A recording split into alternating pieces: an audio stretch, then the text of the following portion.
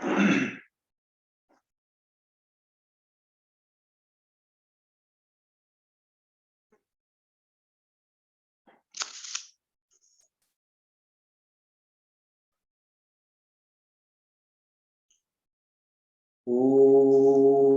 ನಮಃ ಸಿದ್ಧೇಭ್ಯಃ. ಓಂ ನಮಃ ಸಿದ್ಧೇಭ್ಯಃ.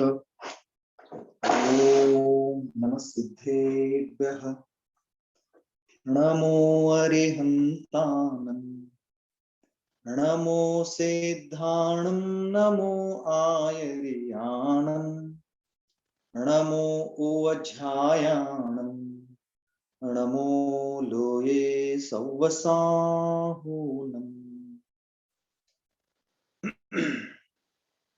ಮೂರು ಲೋಕದಿವೀತರಾಗವು ಸಾರವಿದ್ದೆ ವಿಜ್ಞಾನತೆಯು ಮೇನ್ ತೋರುವಡೆ ಶಿವಕಾರ ಶಿವ ಸ್ವರೂಪವಾಗಿಹುದು. ಸಾರಿಯರಿಹಂತಾದಿ ಸಿದ್ಧರು ಭೂರಿ ವೈಭವದಿಂದ ಮೆರೆವರು. ಮೂರು ಯೋಗಗಳಿಂದ ನಮಿಸುವೆ ನಾನು ಅದಕ್ಕೀಗ. ಮೂರು ಯೋಗಗಳಿಂದ ನಮಿಸುವೆ ನಾನು ಅದಕ್ಕೀಗ.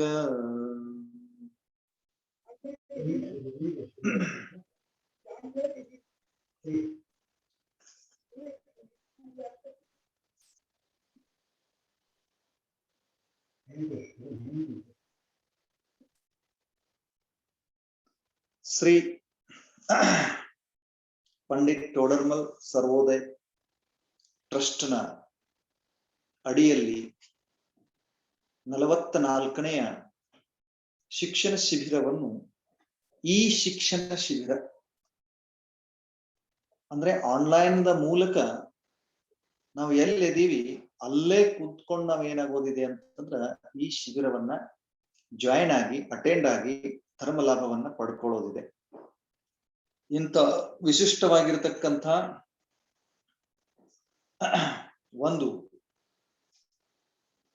ಪ್ರಸಂಗ ಇವತ್ತೇನಿದೆ ಅಂತಂದ್ರ ನಮ್ಮ ಎದುರಿಗೆ ಬಂದದ್ದಿದೆ. ನಾವು ಅದನ್ನ ಏನ್ ಮಾಡ್ತಾ ಇದ್ದೀವಿ ಅಂತಂದ್ರ ಲಾಭ ತಗೊಳ್ತಾ ಇದ್ದೀವಿ. ಇವತ್ತು 5ನೇ ದಿನ. ಈಗಾಗಲೇ 4 ದಿನಗಳವರೆಗೆ ನಾವ್ ಏನ್ ಮಾಡ್ಕೊಂಡಿದ್ದೀವಿ ಅಂತಂದ್ರ ದ್ರವ್ಯ ಗುಣ ಪರ್ಯಾಯ ಈ ಒಂದು ಪ್ರಸಂಗವನ್ನ, ಈ ಒಂದು ವಿಷಯವನ್ನ ಬಹಳ ಸಂಕ್ಷೇಪದೊಳಗೆ ನಾವ್ ಏನ್ ಮಾಡ್ತಾ ಇದ್ದೀವಿ ಅಂತಂದ್ರೆ ಚರ್ಚೆ ಮಾಡ್ತಾ ಇದ್ದೀವಿ. ಯಾಕಂತಂದ್ರ ದ್ರವ್ಯ ಗುಣ ಪರ್ಯಾಯ ಇದು ಜೈನ ಸಿದ್ಧಾಂತದ ಮೂಲಭೂತವಾಗಿರತಕ್ಕಂಥ ವಿಷಯ. ಅದನ್ನ ನಾವು ಚರ್ಚಿಸ್ತಾ ವಿಶ್ವ ಅಂದ್ರೆ ಏನು ಅನ್ನೋದ್ರಿಂದ ನಾವ್ ಏನಾಗಿದ್ವಿ ಅಂತಂದ್ರೆ ಬರ್ತಾ ಇದ್ವಿ. ವಿಶ್ವದ ವ್ಯಾಖ್ಯೆಯನ್ನು ನೋಡಿದ್ವಿ, ಅದರ ನಂತರ ದ್ರವ್ಯದ ವ್ಯಾಖ್ಯೆಯನ್ನು ನೋಡಿದ್ವಿ, ಅದರ ನಂತರ ಗುಣದ ವ್ಯಾಖ್ಯೆಯನ್ನು ನೋಡಿದ್ವಿ, ಅದರ ನಂತರ ಪರ್ಯಾಯವನ್ನು ನೋಡಿದ್ವಿ. ಪರ್ಯಾಯದ ಒಂದು ಸಂಕ್ಷೇಪವಾದಂತ ವ್ಯಾಖ್ಯೆಯ ನಂತರ ನಾವೇನ್ ನೋಡ್ಕೊಂಡಿದ್ದೀವಿ ಅಂತಂದ್ರೆ ದ್ರವ್ಯದ 6 ಪ್ರಕಾರದ ದ್ರವ್ಯಗಳನ್ನ ನೋಡಿದ್ವಿ. ಆ ಪ್ರತಿಯೊಂದು ದ್ರವ್ಯದ ಸ್ವರೂಪ ಏನಿದೆ, ಪ್ರತಿಯೊಂದು ದ್ರವ್ಯದ ಲಕ್ಷಣ ಏನಿದೆ ಅನ್ನುವಂಥದ್ದನ್ನ ನಾವು ನೋಡಿದ ನಂತರ ನಿನ್ನೆ ದಿವಸ ಸಾಮಾನ್ಯ ಗುಣಗಳ ಚರ್ಚೆಯನ್ನ ಮಾಡಿ ಅದರೊಳಗ ಮೊದಲಿನ 2 ಸಾಮಾನ್ಯ ಗುಣಗಳನ್ನ, ಒಂದು ಅಸ್ತಿತ್ವ ಮತ್ತು ಒಂದು ವಸ್ತುತ್ವ, ಈ ಪ್ರಕಾರ ಅಸ್ತಿತ್ವ ಮತ್ತು ವಸ್ತುತ್ವ ಅನ್ನುವಂತಹ ಈ 2 ಸಾಮಾನ್ಯವಾಗಿರ್ತಕ್ಕಂಥ ಗುಣಗಳನ್ನ ನಿನ್ನೆ ದಿವಸ ನಾವೇನ್ ಮಾಡ್ಕೊಂಡಿದ್ವಿ ಅಂತಂದ್ರೆ ಚರ್ಚೆ ಮಾಡಿದ್ವಿ. ಈ ಚರ್ಚೆಯಲ್ಲಿ ನಾವು ನಿನ್ನೆ ನೋಡಿದ್ವಿ ಸಾಮಾನ್ಯ ಗುಣದ ಸಲುವಾಗಿ ಅಸ್ತಿತ್ವ ಗುಣವನ್ನು ನೋಡಿದ್ವಿ. ಅಸ್ತಿತ್ವ ಗುಣಕ್ಕೆ ಸಂಬಂಧಪಟ್ಟಂತ ಒಂದು ಪದ್ಯವನ್ನ, ಹಿಂದಿಯೊಳಗಿರ್ತಕ್ಕಂಥ ಒಂದು ಪದ್ಯವನ್ನ ನೋಡಿದ್ವಿ. ಅದರ ನಂತರ ವಸ್ತುತ್ವ ಗುಣವನ್ನ ನೋಡಿದ್ವಿ. ವಸ್ತುತ್ವಕ್ಕೆ ಸಂಬಂಧಪಟ್ಟಂತ ಒಂದು ಪದ್ಯವನ್ನು ಕೂಡ ನಾವ್ ಏನ್ ಮಾಡ್ಕೊಂಡಿದ್ವಿ ಅಂತಂದ್ರ ನೋಡಿ ಚರ್ಚೆ ಮಾಡಿದ್ವಿ. ಅಂದ್ರೆ ವಸ್ತುತ್ವ ಗುಣದ ಕಾರಣದಿಂದ ಅರ್ಥಕ್ರಿಯಾಕಾರಿತ್ವ ಆಗ್ತದ. ಅರ್ಥಕ್ರಿಯಾಕಾರಿತ್ವ ಅಂತಂದ್ರ ಪ್ರತಿಯೊಂದು ದ್ರವ್ಯ ತನ್ನದೇ ಆಗಿರ್ತಕ್ಕಂಥ, ತನ್ನ ಪ್ರಯೋಜನಭೂತವಾಗಿರ್ತಕ್ಕಂಥ ಕಾರ್ಯವನ್ನೇ ಮಾಡ್ತದ. ಪರದೊಳಗ ನಮ್ಮ ಯಾವ ಪ್ರಯೋಜನವೂ ಕೂಡ ಇಲ್ಲ. ಯಾವುದೇ ವಸ್ತು ಲೋಕದೊಳಗ ಪರದ ಪ್ರಯೋಜನವನ್ನ ಸಾಧಿಸೋದೇ ಇಲ್ಲ. ಪರದಿಂದ ಅದಕ್ಕೆ ಯಾವ ಪ್ರಯೋಜನವೂ ಕೂಡ ಆಗೋದಿಲ್ಲ. ತಿಳಿತಾ? ವಸ್ತುತ್ವ ಗುಣ ಅಂತಂದ್ರ ಯಾವ ಶಕ್ತಿ ಕಾರಣದಿಂದ ದ್ರವ್ಯದೊಳಗ ಅರ್ಥ ಕ್ರಿಯಾಕಾರಿತ್ವ ಅಂದ್ರ ಪ್ರಯೋಜನಭೂತವಾಗಿರ್ತಕ್ಕಂಥ ಕ್ರಿಯೆ. ಯಾವುದಕ್ಕ ಪ್ರಯೋಜನಭೂತ? ತನಗ ಪ್ರಯೋಜನಭೂತ ಇರ್ತಕ್ಕಂಥ ಕ್ರಿಯೆ ಯಾವುದರಲ್ಲಿ ನಡೀತದ, ಯಾವ ಶಕ್ತಿಯಿಂದ ನಡೀತದಲ್ಲ, ಅದಕ್ಕ ನಾವೇನಂತ ಕರಿತೀವಿ ಅಂತಂದ್ರ ವಸ್ತುತ್ವ ಗುಣ ಅಂತ ತಿಳ್ಕೊಂಡು ಹೇಳ್ತೀವಿ. ಯಾಕಂದ್ರೆ ಜಗತ್ತಿನ ಪ್ರತಿಯೊಂದು ದ್ರವ್ಯ ಏನದಾವ ಅಂತಂದ್ರೆ ತಮ್ಮ ತಮ್ಮ ಕಾರ್ಯಗಳನ್ನೇ ಮಾಡ್ತಾ ಇದ್ದವ. ತಮ್ಮ ಕಾರ್ಯವನ್ನ ಹೊರತುಪಡಿಸಿ ಯಾವ ದ್ರವ್ಯ ಬೇರೆ ಯಾವ ಕಾರ್ಯವನ್ನು ಕೂಡ ಮಾಡೋದಿಲ್ಲ. ಈ ಕಾರಣದಿಂದ ದ್ರವ್ಯಕ್ಕ ವಸ್ತುತ್ವ ಗುಣದ ಕಾರಣದಿಂದ ವಸ್ತು ಅಂತನೂ ಕೂಡ ಕರಿತೀವಿ. ಯಾವುದೇ ಒಂದು ದ್ರವ್ಯ, ಆ ದ್ರವ್ಯಕ್ಕೆ ನಾವೇನಂತೀವಿ ಅಂದ್ರೆ ವಸ್ತು ಅಂತ ಹೇಳಿ ಅಂತ ಇದ್ದೀವಿ. ವಸ್ತು ಯಾಕಂತ ಇದ್ದೀವಿ ಅಂತಂದ್ರ ಅದರೊಳಗೆ ಇರತಕ್ಕಂತ ವಸ್ತುತ್ವ ಗುಣದ ಕಾರಣದಿಂದ. ಹಿಂಗ ವಸ್ತುತ್ವ ಗುಣ ಎಲ್ಲಿ ಇರ್ತದ ಅಲ್ಲಿ ಏನಾಗ್ಯದ ಅಂತಂದ್ರ ಆ ವಸ್ತುತ್ವ ಗುಣದ ಕಾರಣದಿಂದನ ಪ್ರಯೋಜನಭೂತವಾಗಿರ್ತಕ್ಕಂಥ ಕಾರ್ಯ ಆಗ್ತದೆ. ಪ್ರತಿಯೊಂದು ದ್ರವ್ಯ ತನ್ನದೇ ಆಗಿರ್ತಕ್ಕಂಥ ಪ್ರಯೋಜನಭೂತವಾಗಿರ್ತಕ್ಕಂಥ ಕಾರ್ಯವನ್ನ ಮಾಡ್ತದ. ಅಂದ್ರೆ ಇದರ ಅರ್ಥ ಏನು? ತನ್ನ ಕೆಲಸ ತಾ ಮಾಡ್ತದ, ತಂದಷ್ಟೇ ತಾ ಮಾಡ್ತದ, ಬೇರೆಯವ್ರದ್ದೇನು ಕೆಲಸ ಮಾಡೋದಿಲ್ಲ. ಈಗ ಉದಾಹರಣೆ, ಕಣ್ಣು ನೋಡೋದನ್ನಷ್ಟೇ ಮಾಡ್ತದೆ, ಕಿವಿ ಕೇಳೋದನ್ನಷ್ಟೇ ಮಾಡ್ತದೆ. ಕಿವಿ ಎಂದು ನೋಡೋದಿಲ್ಲ, ಕಣ್ಣೆಂದು ಕೇಳೋದಿಲ್ಲ. ಯಾಕಂದ್ರೆ ಪ್ರತಿಯೊಂದ್ರೊಳಗೆ ವಸ್ತುತ್ವ ಗುಣ ಇರೋದ್ರಿಂದ ಪ್ರತಿಯೊಂದು ವಸ್ತು ತನ್ನ ತನ್ನ ಪ್ರಯೋಜನಭೂತವಾದ ಕಾರ್ಯವನ್ನಷ್ಟೇ ಮಾಡ್ತದ, ಬಾಕಿದ್ದೇನು ಮಾಡೋದಿಲ್ಲ. ಅದೇ ಪ್ರಕಾರ ಆತ್ಮನೂ ಕೂಡ ಏನಿದ್ದಾನ ಅಂತಂದ್ರ ಒಂದು ವಸ್ತು ಇದ್ದಾನ, ಜೀವವೂ ಕೂಡ ಒಂದು ವಸ್ತು ಇದೆ. ಅವನ ಕೆಲಸ ಏನು ಅಂತಂದ್ರ ಜ್ಞಾತ ದೃಷ್ಟ ತಿಳಿಯೋದ, ಅದಷ್ಟ ಅವನೇನಿದೆ ಅಂತಂದ್ರೆ ನಿಜವಾದ ಕಾರ್ಯ ಇದೆ. ಯಾವಾಗ್ಲೂ ಕೂಡ ತಿಳಿತಾ ಇರ್ತಾನೆ. ಇದನ್ ಬಿಟ್ರೆ ಜೀವ ಬೇರೆ ಏನು ಮಾಡೋದಿಲ್ಲ. ನಮಗ್ ಅನಿಸ್ಲಿಕ್ಕತ್ತದ, ನಾನು ಊಟ ಮಾಡ್ದೆ, ನಾನು ಮಲ್ಕೊಂಡೆ, ನಾನು ಹೋದೆ, ನಾನು ಬಂದೆ, ನಾನು ಕುಳಿತುಕೊಂಡೆ, ಇವೆಲ್ಲ ಕಾರ್ಯಗಳನ್ನ ನಾನೇ ಮಾಡ್ತಾ ಇದ್ದೀನಿ ಅಂತ ಅನಿಸ್ಲಿಕ್ಕತ್ತದ. ಆದ್ರ ಎಲ್ಲಾ ಕಾರ್ಯಗಳಲ್ಲಿಯೂ ಕೂಡ ನಾ ಸ್ವಯಂ ಆತ್ಮ ಏನ್ ಮಾಡ್ತಾ ಇದ್ದೀನಿ ಅಂತಂದ್ರ ಮಾತ್ರ ತಿಳಿಯೋದನ್ನ ಅಷ್ಟೇ ನಾನು ಮಾಡ್ತಾ ಇದ್ದೀನಿ. ಅದನ್ನ ಬಿಟ್ರ ನಾ ಬೇರೆ ಯಾವ ಕಾರ್ಯವನ್ನು ಕೂಡ ಮಾಡ್ಲಿಕ್ಕೆ ಸಾಧ್ಯ ಇಲ್ಲ, ಮಾಡೋದಿಲ್ಲ. ಯಾವ ಕಾರ್ಯವನ್ನು ಮಾಡೋದು ನನಗೆ ಅವಶ್ಯಕತೆನೂ ಕೂಡ ಇಲ್ಲ. ಹಿಂಗಾಗಿ ಪ್ರತಿಯೊಂದ ದ್ರವ್ಯ ಏನಿದೆ ಅದು ವಸ್ತು ಇದೆ, ಅದು ತನ್ನ ತನ್ನ ಕಾರ್ಯವನ್ನೇ ಮಾಡುತ್ತದೆ. ಎರಡು ಗುಣಗಳನ್ನು ನೋಡಿದ್ವಿ, ಒಂದು ಅಸ್ತಿತ್ವ, ಇನ್ನೊಂದು ವಸ್ತುತ್ವ. ಅಸ್ತಿತ್ವ ಅಂದ್ರ ದ್ರವ್ಯ ಇದೆ, ಹೆಂಗಿದೆ? ತನ್ನ ತನ್ನ ಕಾರ್ಯಗಳನ್ನ ಮಾಡ್ತಾ ಇದೆ. ಒಂದು ದ್ರವ್ಯ ಇದೆ, ಆ ದ್ರವ್ಯ ಅಸ್ತಿತ್ವ ಗುಣದಿಂದಿದೆ, ಅದು ತನ್ನದೇ ಆಗಿರ್ತಕ್ಕಂಥ ಕಾರ್ಯಗಳನ್ನ ಮಾಡ್ತದ, ತನ್ನ ಪ್ರಯೋಜನಭೂತವಾದಂತ ಕಾರ್ಯಗಳನ್ನಷ್ಟೇ ಮಾಡ್ತದ ಅನ್ನುವಂಥದ್ದೇನಿದೆ ಅಂತಂದ್ರ ವಸ್ತುತ್ವ ಗುಣದ ಕಾರಣದಿಂದ ಇದೆ. ತಿಳಿತಾ? ಅಸ್ತಿತ್ವ ಗುಣದ ಕಾರಣದಿಂದ ಇದೆ, ವಸ್ತುತ್ವ ಗುಣದ ಕಾರಣದಿಂದ ತನ್ನ ಕಾರ್ಯವನ್ನ ತಾನೇ ಮಾಡ್ತದ, ತನ್ನ ಪ್ರಯೋಜನಭೂತವಾದಂತ ಕಾರ್ಯವನ್ನ ತಾನೇ ತನ್ನೊಳಗನ ಮಾಡ್ತದ. ಇದು ವಸ್ತುತ್ವ ಗುಣದ ಕಾರಣದಿಂದ ಆಗತಕ್ಕಂಥ ಕೆಲಸ. ಇದು ವಸ್ತುತ್ವ ಗುಣ ಇಲ್ಲಿ ಕಾರಣದ. ಇವು ಎರಡು ಗುಣಗಳನ್ನ ನಿನ್ನೆ ದಿವಸ ನೋಡಿದ್ವಿ. ಇವತ್ತು ನಾವ್ ಏನ್ ಮಾಡೋದಿದೆ ಅಂದ್ರ ಮೂರನೇ ಗುಣ, ದ್ರವ್ಯತ್ವ ಗುಣವನ್ನ ನೋಡೋದಿದೆ. ಈ ದ್ರವ್ಯತ್ವ ಗುಣಕ್ಕೆ ಸಂಬಂಧಪಟ್ಟಂಗ ಒಂದು ಪದ್ಯತೆ ಹಿಂದಿ ಒಂದು ಪುಸ್ತಕದಲ್ಲಿ, ಹಿಂದಿ ಪುಸ್ತಕದಲ್ಲಿ ಏನಿದೆ ಅಂತಂದ್ರೆ ಒಂದು ಪದ್ಯ ಇದೆ. ಆ ಪದ್ಯವನ್ನ ನಾವ್ ಏನ್ ಮಾಡೋಣ ಅಂತಂದ್ರೆ ಇವತ್ತು ನೋಡೋಣ. ಪದ್ಯವನ್ನ ನೋಡಿ ಆಮೇಲೆ ಏನ್ ಮಾಡೋಣ ಅಂತಂದ್ರ ಅದರ ಅರ್ಥವನ್ನು ನೋಡಿ. ಬಹಳ ಸುಂದರವಾಗಿರ್ತಕ್ಕಂಥ ಪದ್ಯ ಇದೆ. ಎಲ್ಲರಿಗೂ ಸ್ಕ್ರೀನ್ ಮೇಲೆ ಏನಾಗ್ತಾ ಇದೆ ಅಂತಂದ್ರೆ ಕಾಣಿಸ್ತಾ ಇದೆ. ಸ್ಕ್ರೀನ್ ಸ್ವಲ್ಪ ದೊಡ್ಡದಾಯ್ತು ಅಂತಂದ್ರೆ ಇನ್ನಷ್ಟು ನಮಗೆ ಏನಾಗ್ತದ ಅಂದ್ರೆ ಸ್ಪಷ್ಟವಾಗಿ ಕಾಣಿಸ್ತದ. ನೋಡಿ, ದ್ರವ್ಯತ್ವ ಗುಣದೊಳಗೆ ಏನ್ ಹೇಳ್ತಾರ? ಎಸ್ ನೋಡಿ, ಎಲ್ರಿಗೂ ಸ್ಪಷ್ಟವಾಗಿ ನಮ್ಗೆ ಏನಿದೆ ಅಂತಂದ್ರೆ ಕಾಣುವಂಥದ್ದಿದೆ ಈ ದ್ರವ್ಯತ್ವ ಗುಣ. ದ್ರವ್ಯತ್ವ ಗುಣದಿಂದ ಏನೇನಾಗ್ತದ ಅನ್ನೋದನ್ನ ಬಹಳ ಸುಂದರವಾಗಿ ಏನ್ ಮಾಡಿದಾರೆ ಅಂತಂದ್ರೆ ಈ ಪದ್ಯದೊಳಗೆ ಹಿಡಿದಿಟ್ಟಿದ್ದಾರೆ. ದ್ರವ್ಯತ್ವ ಗುಣ ಅಂದ್ರೆ ಏನು ಅನ್ನುವಂಥದ್ದನ್ನ ಒಂದು ವ್ಯಾಖ್ಯೆಯನ್ನ ನೋಡಿದ ನಂತರ ನಾವ್ ಏನ್ ಮಾಡೋಣ ಅಂತಂದ್ರೆ ಅದನ್ನ ಆ ಪದ್ಯವನ್ನ ಹೇಳೋಣ. ಆ ಪದ್ಯ ಹಂಗೆ ಇರ್ತದ. ದ್ರವ್ಯತ್ವ ಗುಣ ಎದಕ್ಕಂತಾರಂದ್ರೆ ಯಾವ ಶಕ್ತಿಯ ಕಾರಣದಿಂದ ದ್ರವ್ಯದ ಅವಸ್ಥೆಗಳು ನಿರಂತರವಾಗಿ ಬದಲಾಗ್ತಿರ್ತಾವಲ್ಲ ಅದನ್ನ ನಾವು ದ್ರವ್ಯತ್ವ ಗುಣ ಅಂತ ಹೇಳ್ತೀವಿ. ಅಂದ್ರೆ ದ್ರವ್ಯತ್ವ ಗುಣದ ಕಾರಣದಿಂದ ಪರಿವರ್ತನೆ ಆಗ್ತಿರ್ತದ. ಪ್ರತಿಯೊಂದು ದ್ರವ್ಯ ಯಾವ ಶಕ್ತಿಯ ಕಾರಣದಿಂದ ಅದರೊಳಗೆ ಇರತಕ್ಕಂಥ ಪರ್ಯಾಯಗಳು ಬದಲಾಗ್ತಾವಲ್ಲ, ಆ ಬದಲಾಗಲಿಕ್ಕೆ ಯಾವ ಶಕ್ತಿ ಕಾರಣದ ಅಂತಂದ್ರೆ ದ್ರವ್ಯತ್ವ ಗುಣ. ಆ ದ್ರವ್ಯತ್ವ ಗುಣದ ಕಾರಣದಿಂದ ಏನಾಗ್ತಿರ್ತದ ಅಂತಂದ್ರೆ ಪ್ರತಿ ಸಮಯ ಅಲ್ಲಿ ಪರಿವರ್ತನೆ ಆಗ್ತಿರ್ತದ. ಬಹಳ ಅದ್ಭುತವಾಗಿರ್ತಕ್ಕಂಥದ್ದಿದೆ ಇದು. ಈ ಗುಣ ಇದೆ ಅಂತ ತಿಳ್ಕೊಂಡೆ ಎಲ್ರು ನಾವೇನಿದ್ದೀವಿ ಅಂತಂದ್ರೆ ಒಂದೇ ರೀತಿಯಾಗಿ ನಾವ್ ಯಾರೂ ಇಲ್ಲ. ನಿರಂತರವಾಗಿ ನಮ್ಮಲ್ಲಿ ಏನಾಗಿದೆ ಅಂದ್ರೆ ಬದಲಾವಣೆ ಆಗ್ತಾ ಇದೆ. ಒಂದ್ ವೇಳೆ ನಮ್ಮಲ್ಲಿ ಬದಲಾವಣೆ ಇರ್ಲಿಲ್ಲ ಅಂದ್ರೆ ನಾವು ಹುಟ್ಟಿದಾಗ ಹೆಂಗ್ ಇರ್ತಿದ್ವಿಲ್ಲ ಅದೇ ರೀತಿ ಇರ್ಬೇಕಾಗ್ತದೆ. ಎಲ್ರು ಹಂಗ ಇದ್ರು ಅಂತಂದ್ರೆ ಎಷ್ಟ್ ಸಮಸ್ಯೆ ಆಗಿರೋದು ನೋಡ್ರಿ. ಅದಕ್ಕ ಈ ದ್ರವ್ಯತ್ವ ಗುಣ ಅನ್ನುವಂಥದ್ದು ಪ್ರತಿ ಒಂದು ವಸ್ತುವಿನೊಳಗಿದೆ. ಹಿಂಗಾಗಿ ಜಗತ್ತು ಪರಿಣಮನಶೀಲ ಇದೆ. ಜಗತ್ತಿನೊಳಗೆ ಯಾರು ಶಾಶ್ವತ ಅಲ್ಲ, ಯಾರು ಒಂದೇ ರೀತಿ ಇರೋದಿಲ್ಲ. ಅವಸ್ಥಾ ವಿಶೇಷಗಳೇನಾಗ್ತಿರ್ತಾವಂದ್ರೆ ಬದಲಾಗ್ತಾನೆ ಬದಲಾಗ್ತಾನೆ ಇರ್ಬೇಕು. ಅವು ಒಂದೇ ರೀತಿ ಇತ್ತು ಅಂತಂದ್ರ ಅಲ್ಲಿ ಏನಿರೋದಿಲ್ಲ ಅಂತಂದ್ರೆ ಯಾವುದೇ ಪ್ರಕಾರದ ಚಲನೆ ವಲನ ಕ್ರಿಯಾಶೀಲತೆ ಅನ್ನೋದನ್ನ ಹೊರಟು ಹೋಗ್ಬಿಡ್ತದೆ. ಅದಕ್ಕೆ ಈ ದ್ರವ್ಯತ್ವ ಗುಣ ಏನಿದೆ ಅಂತಂದ್ರೆ ಪರಿಣಮನಶೀಲಿದೆ. ತಿಳಿತಾ? ಈ ಶಕ್ತಿಯ ಕಾರಣದಿಂದ ದ್ರವ್ಯದ ಅವಸ್ಥೆ ನಿರಂತರವಾಗಿ ಬದಲಾಗ್ತಿರ್ತಾವ. ಆ ಶಕ್ತಿಯನ್ನ ದ್ರವ್ಯತ್ವ ಗುಣ ಅಂತ ಹೇಳ್ತಾರ. ಪದ್ಯದೊಳಗೆ ಏನ್ ಹೇಳ್ತಾ ಇದ್ದಾರೆ ನೋಡ್ರಿ, ಎಷ್ಟು ಅದ್ಭುತ ಇದೆ ಪದ್ಯ. द्रव्यत्व गुण इस वस्तु को जग में पलटता है सदा, लेकिन कभी भी द्रव्य तो तजता न लक्षण संपदा। स्वद्रव्य में मोक्षाति हो स्वाधीन सुख लो सर्वदा, हो नाश जिससे आज तक की दुखदाई भव कथा, दुखदाई भव कथा. ಬಹಳ ಸುಂದರವಾಗಿರತಕ್ಕಂಥ ಪದ್ಯದೆ ದ್ರವ್ಯತ್ವ ಗುಣ. द्रव्यत्व गुण इस वस्तु को जग में पलटता है सदा, लेकिन कभी भी द्रव्य तो तजता न लक्षण संपदा। स्वद्रव्य में मोक्षार्थी हो स्वाधीन सुख लो सर्वदा, हो नाश जिससे आज तक की दुखदाई भव कथा. ಬಹಳ ಅದ್ಭುತ ಮತ್ತು ಸುಂದರವಾಗಿರತಕ್ಕಂಥ ಈ ಪದ್ಯದೆ. द्रव्यत्व गुण इस वस्तु को जग में पलटता है सदा. ದ್ರವ್ಯತ್ವ ಗುಣದಿಂದ ಏನಾಗ್ತದಂದ್ರ ವಸ್ತು ಈ ಜಗತ್ತಿನೊಳಗ ನಿರಂತರವಾಗಿ ಏನಾಗ್ತಾ ಇದೆ ಅಂತಂದ್ರ ಪಲಟ್ತಾ ಹೇ.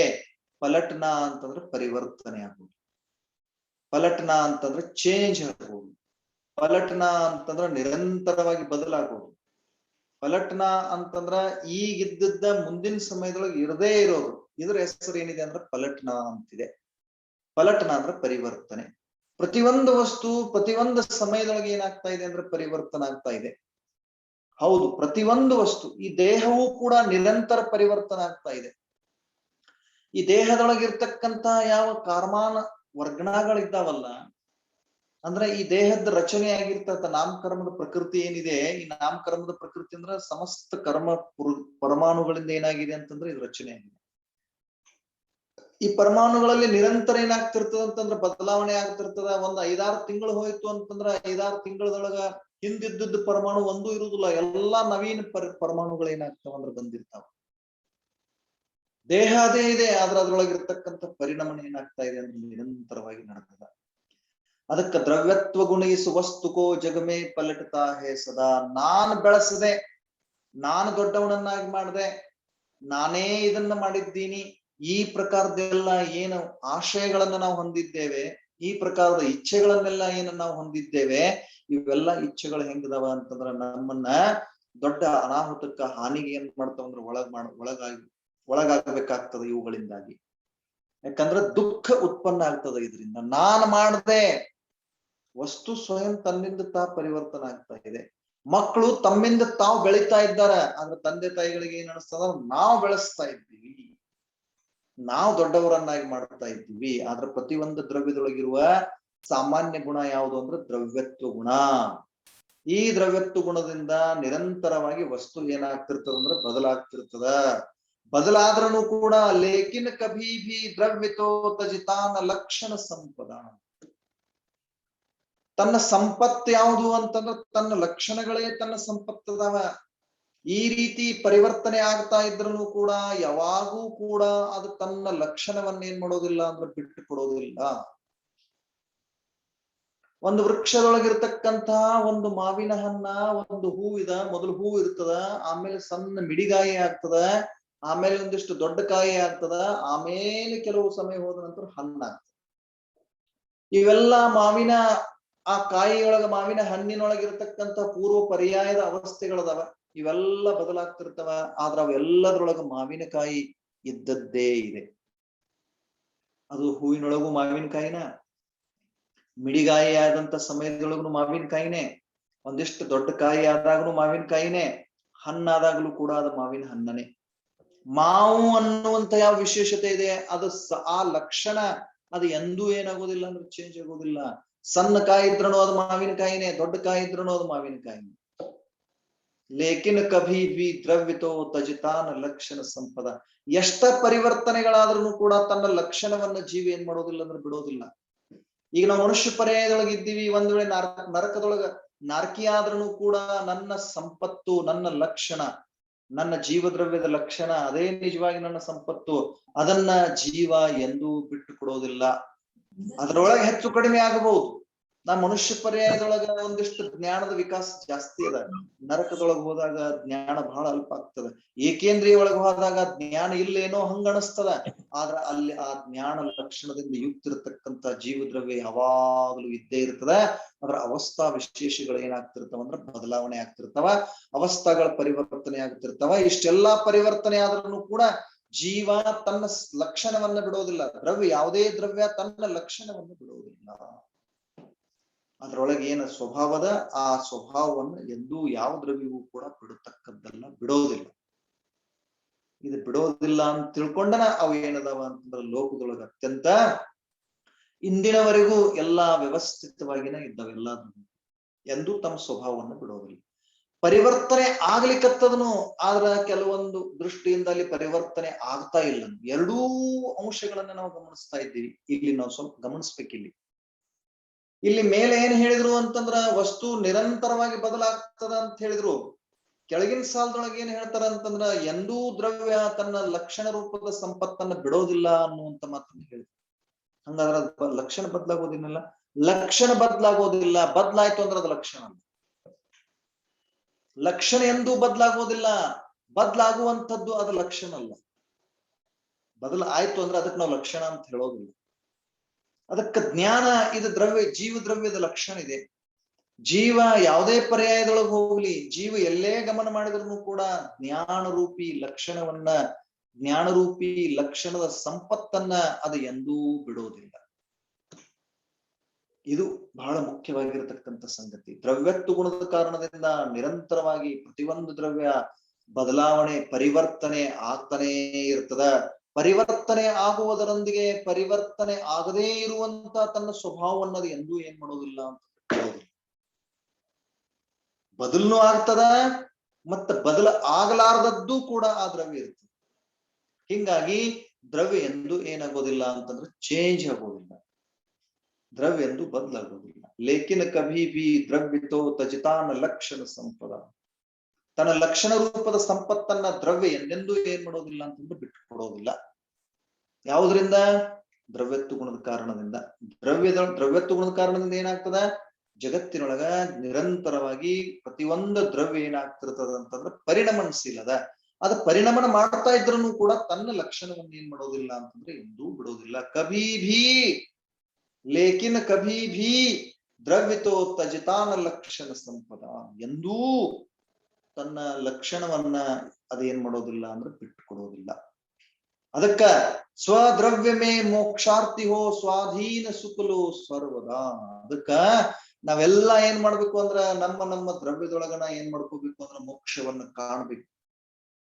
ಸ್ವಾಧೀನ ಸುಖಲೋ ಸರ್ವದಾ. ಬಹಳ ಸುಂದರ ಮಾತಿದು. ಜಗತ್ತಿನೊಳಗ ಸುಖ ಸ್ವಾಧೀನ ಇರ್ತದ. ಪರದೊಳಗ ಯಾರು ಸುಖವನ್ನು ಹುಡುಕ್ತಾರ ಪರಾಧೀನ ಆಗ್ತಾರ. ಪರಾಧೀನ ನಿಶ್ಚಿತವಾಗಿ ದುಃಖವನ್ನು ಕೊಡತಕ್ಕಂಥದ್ದೇ. ನಾವು ಸಂತೋಷವಾಗಿ ನಮ್ಮ ಸ್ವರೂಪದೊಳಗೆ ಇರೋದು ಸಸಾರದನೋ, ಅಥವಾ ನಾವು ಏನನ್ನಾದ್ರೂ ಮಾಡಿ ಅದನ್ನ ತಿಂದು ಆಮೇಲೆ ಸಮಾಧಾನ ಆಗೋದು ಸಸಾರದ? ಯಾವ್ದು ಈಸಿ ಇದೆ, ಸುಲಭ ಯಾವ್ದು ಇದೆ? ಈಗ ಒಂದಿಷ್ಟು ನಾವು ಏನಾದ್ರೂ ತಿಂಡಿ ಮಾಡ್ಕೊಳ್ಬೇಕಾದ್ರೂ ಕೂಡ ಏನಾದ್ರೂ ಸಿಹಿ ತಿಂಡಿ ಮಾಡ್ಕೋಬೇಕಾದ್ರೂ ಅದಕ್ಕೆ ಸಕ್ಕರೆ ಬೇಕು ಅಥವಾ ಬೆಲ್ಲ ಬೇಕು, ಅದಕ್ಕೆ ಇನ್ನುಳಿದಂತ ಪದಾರ್ಥಗಳು ಬೇಕು, ಅದನ್ನ ಬೇಯಿಸ್ಲಿಕ್ಕೆ ಒಲೆ ಬೇಕು, ಅದ್ರೊಳಗ ಮತ್ತು ಉರುವಲು ಬೇಕು, ಅದನ್ನ ಪಾತ್ರೆ ಬೇಕು, ಆ ಪಾತ್ರೆ ಒಳಗ ಒಂದಿಷ್ಟು ಅದನ್ನ ಆಡ್ಸ್ಲಿಕ್ಕೆ ಒಂದು ಕೈ ಚಮಚೆ ಬೇಕು. ಇವೆಲ್ಲ ಸಾಮಗ್ರಿಗಳ ಬಂದ ಮೇಲೆ ಮಾಡುವಂತ ಕಲೆ ಬೇಕು. ಕಲೆ ಪ್ರಾಪ್ತ ಆದ್ಮೇಲೆ ಅದನ್ನೆಲ್ಲಾ ಮಾಡಿದ ಮೇಲೆ ಒಂದಿಷ್ಟು ಇಡಬೇಕು, ಮತ್ತದ ತಿನ್ನೂ ಯೋಗ. ಅದರ ಆ ಒಂದು ಪದಾರ್ಥ, ಆ ಪದಾರ್ಥದ ಮೇಲೆ ನಮ್ಮ ಹೆಸರು ಇದ್ರ ಮಾತ್ರ ಅದೇನಾಗ್ತದ ಅಂತಂದ್ರ ನಮಗ್ ತಿನ್ಲಿಕ್ಕೆ ಆಗ್ತದ. ಇರ್ದಿದ್ರ ನಾವು ಮಾಡಿದ್ರೂ ಕೂಡ ಅದು ನಮಗ್ ತಿನ್ಲಿಕ್ಕೆ ಏನಾಗೋದಿಲ್ಲ ಅಂದ್ರೆ ಸಾಧ್ಯ ಆಗುದಿಲ್ಲ. ಇಷ್ಟು ಏನಿದೆ ಅಂದ್ರೆ ಅದು ಸ್ವಾಧೀನ ಇದೆ. ಮತ್ತೆ ನಾವು ಅಷ್ಟು ಅದ್ರ ಪರಾಧೀನ ಆದೀವಿ ಅಂತಂದ್ರೆ ಎಷ್ಟು ಸಮಯ ಹೋಯ್ತು ನಮ್ದು. ಅದ್ರೊಳಗೆ ಸುಖವನ್ನ ಕಾಣುವಂಥದ್ದು ಕಾಣ್ಲಿಕ್ಕೆ ನಾವು ಹೋದಿವಿ ಅಂದ್ರೆ ನಿರಂತರ ದುಃಖವನ್ನೇ ಅನುಭವಿಸ್ತೀವಿ. ಅದಕ್ಕೆ ಹೇಳ್ತಾರ, ಸ್ವದ್ರವ್ಯಮೇ ಮೋಕ್ಷಾರ್ಥಿಹೋ ಸ್ವಾಧೀನ ಸುಖಲೋ ಸರ್ವದ. ಸ್ವದ್ರವ್ಯದೊಳಗೆ ನಾವ್ ಏನಾಗ್ಬೇಕು ಅಂತಂದ್ರ ಮೋಕ್ಷಾರ್ಥಿಗಳು ಸ್ವಾಧೀನ ಇದ್ಕೊಂಡು ನಾವ್ ಏನ್ ಮಾಡ್ಕೊಳ್ಬೇಕಾಗ್ತದ ಅಂತಂದ್ರ ನಮ್ಮ ಒಂದು ಸುಖವನ್ನ ನಾವು ಅನುಭವಿಸ್ಬೇಕಾಗ್ತದ. ಅದರಿಂದ ನಮ್ಮ ಹಿತವನ್ನ ಸಾಧಿಸ್ಲಿಕ್ಕೆ ನಮಗೆ ಏನಾಗ್ತದ, ಸಾಧ್ಯ ಆಗ್ತದ. ಅದಕ್ಕೆ ಸ್ವಾಧೀನವಾಗಿರತಕ್ಕಂತ ಆ ಒಂದು ತತ್ವದೊಳಗ ನಾವು ನಮ್ಮ ವಿಷಯವನ್ನ ಅಂದ್ರೆ ನಮ್ಮಲ್ಲಿರ್ತಕ್ಕಂಥ ಸುಖವನ್ನ ಕಾಣ್ಲಿಕ್ಕೆ ನಮ್ಗೆ ಏನಾಗ್ತದ, ಸಾಧ್ಯ ಆಗ್ತದ. ಆ ಕಾರಣದಿಂದ ಕವಿಯ ಆ ಒಂದು ಪದ್ಯ ಏನಿದೆ ಅಂತಂದ್ರ ಒಂದು ದ್ರವ್ಯತ್ವ ಗುಣವನ್ನು ನಮ್ಗೆ ಏನ್ ಮಾಡ್ತದ ಅಂತಂದ್ರೆ ತೋರಿಸ್ಕೊಡ್ತದ. ಆ ದ್ರವ್ಯತ್ವ ಗುಣದ ಕಾರಣದಿಂದ ಒಂದು ವಿಷಯ ನಮ್ಗೆ ಏನ್ ಗೊತ್ತಾಯ್ತು ಅಂತಂದ್ರ, ಪ್ರತಿಯೊಂದು ಪದಾರ್ಥ, ಪ್ರತಿಯೊಂದು ದ್ರವ್ಯ ಲೋಕದೊಳಗೆ ಏನಿದೆ ಅಂದ್ರೆ ಪರಿಣಮನಶೀಲಿದೆ, ಪರಿಣಮನ ಆಗ್ತಾನೆ ಇರ್ತದ. ಪರಿಣಮನ ಹೆಂಗ ಆಗ್ತದ ಅಂದ್ರೆ ಪರಿಣಮನ ಆಗಲಾರದಂತ ಸ್ವಭಾವದೊಂದಿಗೆ ಇದ್ದುಕೊಂಡು ಅವಸ್ಥಾಗಳಲ್ಲಿ ಏನಾಗ್ತದಂದ್ರೆ ಪರಿವರ್ತನೆ ಆಗ್ತದ. ಹಂಗ ಪ್ರತಿಯೊಂದು ವಸ್ತು ಪರಿವರ್ತನಶೀಲದಪ್ಪ ಅಂತಂದ್ರ ನಾವು ಎಲ್ಲರೂ ಏನಾಗ್ತಿರ್ತೀವಿ ಅಂದ್ರೆ ನಿರಂತರ ಪರಿವರ್ತನೆ ನಮ್ಮಲ್ಲಿ ಕೂಡ ಆಗ್ತಿರ್ತದ. ನಮ್ಮಲ್ಲಿಯೂ ಕೂಡ ಈ ಪ್ರಕಾರದ ಪರಿಣಮನ ನಿರಂತರವಾಗಿ ನಡೆದಿರ್ತದ. ಈ ಪ್ರಕಾರದ ಪರಿಣಮನದೊಳಗೆ ನಾವ್ ಏನಾಗಬೇಕು ಅಂತಂದ್ರೆ ಭಾಗವಹಿಸ್ಬೇಕು ಅಂತಂದ್ರೆ ಪ್ರತಿಯೊಂದು ದ್ರವ್ಯ ಏನದ ಅಂತಂದ್ರೆ ಪರಿಣಮನಶೀಲನ ಅದ್ರೊಳಗೆ ನಾವು ಭಾಗಿ ಇರತ್ತೀವಿ. ಆದ್ರ ನಮಗ ಏನ್ ಮಾಡ್ಕೊಳ್ಬೇಕು ಅಂದ್ರ ನಾವ್ ಅದನ್ನ ಸರಿಯಾಗಿ ಲಕ್ಷ್ಯ ಕೊಡೋದಿಲ್ಲ. ಇದೆಲ್ಲ ಏನಾಗ್ಲಿಕ್ಕತ್ತದ, ನಾನೊಂದಿಷ್ಟು ಚೆನ್ನಾಗಿ ಊಟ ಮಾಡ್ಲಿ ಅಂತಂದ್ರೆ ನಾ ಎಷ್ಟು ಬಲಿಷ್ಠ ಆಗ್ತೀನಿ ಅನ್ನುವಂತ ಕಲ್ಪನೆ ನಮಗದ. ನಾ ಊಟ ಮಾಡ್ಲಿಲ್ಲ ಅಂತಂದ್ರೆ ನಾ ಒಂದಿಷ್ಟು ರೋಗಿ ಆಗ್ತೀನಿ, ಬಡಕಲಾಗ್ತೀನಿ ಅನ್ನುವಂಥದ್ದು ನಮ್ಮಲ್ಲಿ ಏನದ ಅಂತ ವಿಚಾರ ಅದ. ಆದ್ರೆ ಎಷ್ಟೋ ಜನರನ್ನ ನಾವು ನೋಡ್ತೀವಿ, ಅವ್ರು ಬುಟ್ಟಿಗಟ್ಲಿ ತಿಂದ್ರೂ ಕೂಡ ಏನಾಗಿರ್ತಾರ ಅಂತಂದ್ರೆ ಅತ್ಯಂತ ವೀಕ್ ಇರ್ತಾರ. ಮತ್ತೆ ಎಷ್ಟೋ ಜನರನ್ನ ಇಂಥವ್ರನ್ನು ನೋಡ್ತೀವಿ, ಅವ್ರ ಅಗದಿ ಅಲ್ಪ ಆಹಾರಿಗಳಿರ್ತಾರ, ಆದ್ರೂ ಬಹಳ ಸದೃಢ ಇರ್ತಾರ. ಹೆಂಗ, ಯಾವುದ್ರಿಂದ ಇದೆಲ್ಲ ದೇಹದೊಳಗ ಸ್ವಾಭಾವಿಕವಾಗಿ ಆಗತಕ್ಕಂತ ಪರಿಣಾಮದ ಕಾರಣದಿಂದ ಇದೆಲ್ಲವೂ ಕೂಡ ಏನಿದೆ ಅಂತಂದ್ರೆ ಸಾಧ್ಯತೆ.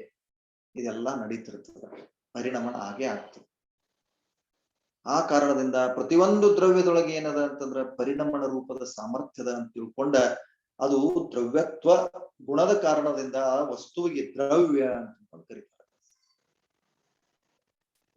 ನೋಡ್ರಿ, ವಸ್ತುತ್ವ ಗುಣದ ಕಾರಣದಿಂದ ಪದಾರ್ಥಕ್ಕೆ ವಸ್ತು ಅಂದ್ರು, ದ್ರವ್ಯತ್ವ ಗುಣದ ಕಾರಣದಿಂದ ಪದಾರ್ಥಕ್ಕೆ ಏನಂತ ಕರೆದ್ರು ಅಂದ್ರೆ ದ್ರವ್ಯ ಅಂತ ತಿಳ್ಕೊಂಡು ಕರೆದ್ರು. ತಿಳಿತಾ? ದ್ರವ್ಯ ಮತ್ತು ಆ ದ್ರವ್ಯದೊಳಗಿರ್ತಕ್ಕಂಥ ಪರಿಣಮನ ಶಕ್ತಿ, ಯಾವ ಶಕ್ತಿಯ ಕಾರಣದಿಂದ ದ್ರವ್ಯದ ಅವಸ್ಥೆಗಳ ನಿರಂತರವಾಗಿ ಬದಲಾಗ್ತಿರ್ತಾವಲ್ಲ, ಆ ಶಕ್ತಿಗೆನ ಏನಂತ ಕರೀತಾರ ಅಂತಂದ್ರ ದ್ರವ್ಯತ್ವ ಅಂತ ತಿಳ್ಕೊಂಡು ಕರೀತಾರ. ಅದಕ್ಕೆ ಈ ದ್ರವ್ಯತ್ವ ಶಕ್ತಿ ಏನಿದೆಯಲ್ಲ, ಈ ದ್ರವ್ಯತ್ವ ಶಕ್ತಿ ಲೋಕದೊಳಗೆ ಏನದಪ್ಪ ಅಂತಂದ್ರ ಬಹಳ ದೊಡ್ಡ ಉಪಕಾರಿ ಅದ ನಮ್ಗೆ. ಯಾಕಂದ್ರೆ ನಾವ್ ಏನ್ ಮಾಡ್ಬೇಕಂತೀವಿ ಅದಾಗೋದಿಲ್ಲ. ಅದು ಸ್ವಯಂ ಏನ್ ಆಗ್ಬೇಕಂತಿರ್ತದ, ಸ್ವಯಂ ಅದ್ರೊಳಗೆ ಯಾವ ಯೋಗ್ಯತೆ ಇರ್ತದ, ಆ ಪರಿಣಮನ ಆ ಸ್ವಯಂ ದ್ರವ್ಯದ ಅಧೀನ ಇರ್ತದ. ನಾವೆಷ್ಟೇ ಪ್ರಯತ್ನ ಮಾಡ್ರೂ ಕೂಡ ಏನಾಗೋದಿಲ್ಲ ಅಂತಂದ್ರ ನಾಯಿ ಬಾಲ ಎಂದೂ ಸರಳ ಆಗೋದಿಲ್ಲ.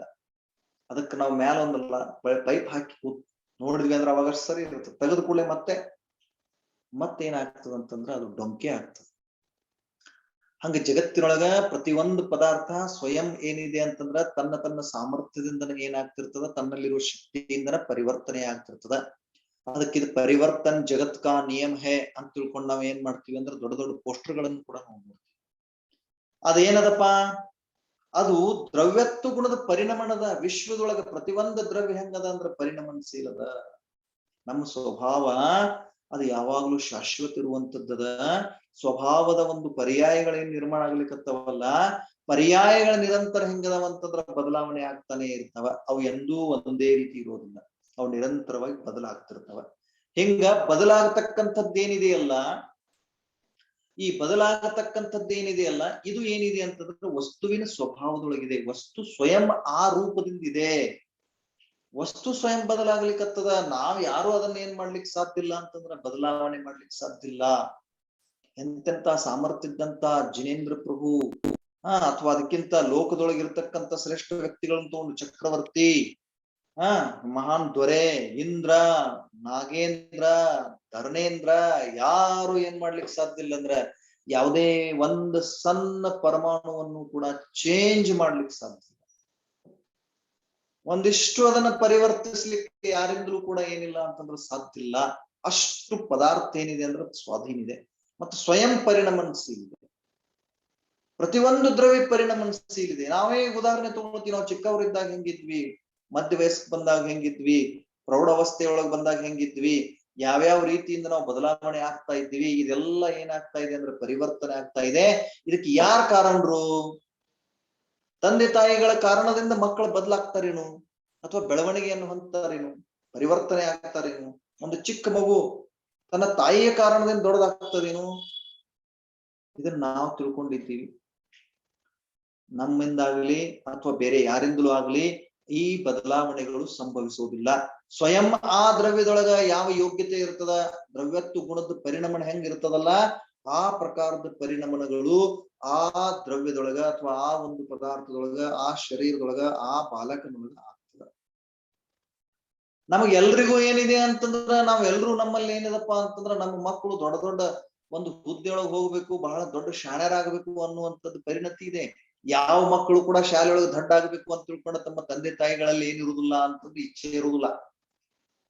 ಆದ್ರೂ ಕೂಡ ಮಕ್ಕಳು ಏನಿರ್ತಾವ ಅಂತಂದ್ರೆ ಒಂದಿಷ್ಟು ಕೆಲವೊಬ್ರು ಜಾಣ ವಿದ್ಯಾರ್ಥಿಗಳು ಇರ್ತಾರ, ಕೆಲವೊಬ್ರು ಮಧ್ಯಮ ರೂಪದ ವಿದ್ಯಾರ್ಥಿಗಳು ಇರ್ತಾರ, ಇನ್ನು ಕೆಲವೊಬ್ರು ಬಹಳ ದಡ್ಡ ಇರ್ತಾರ.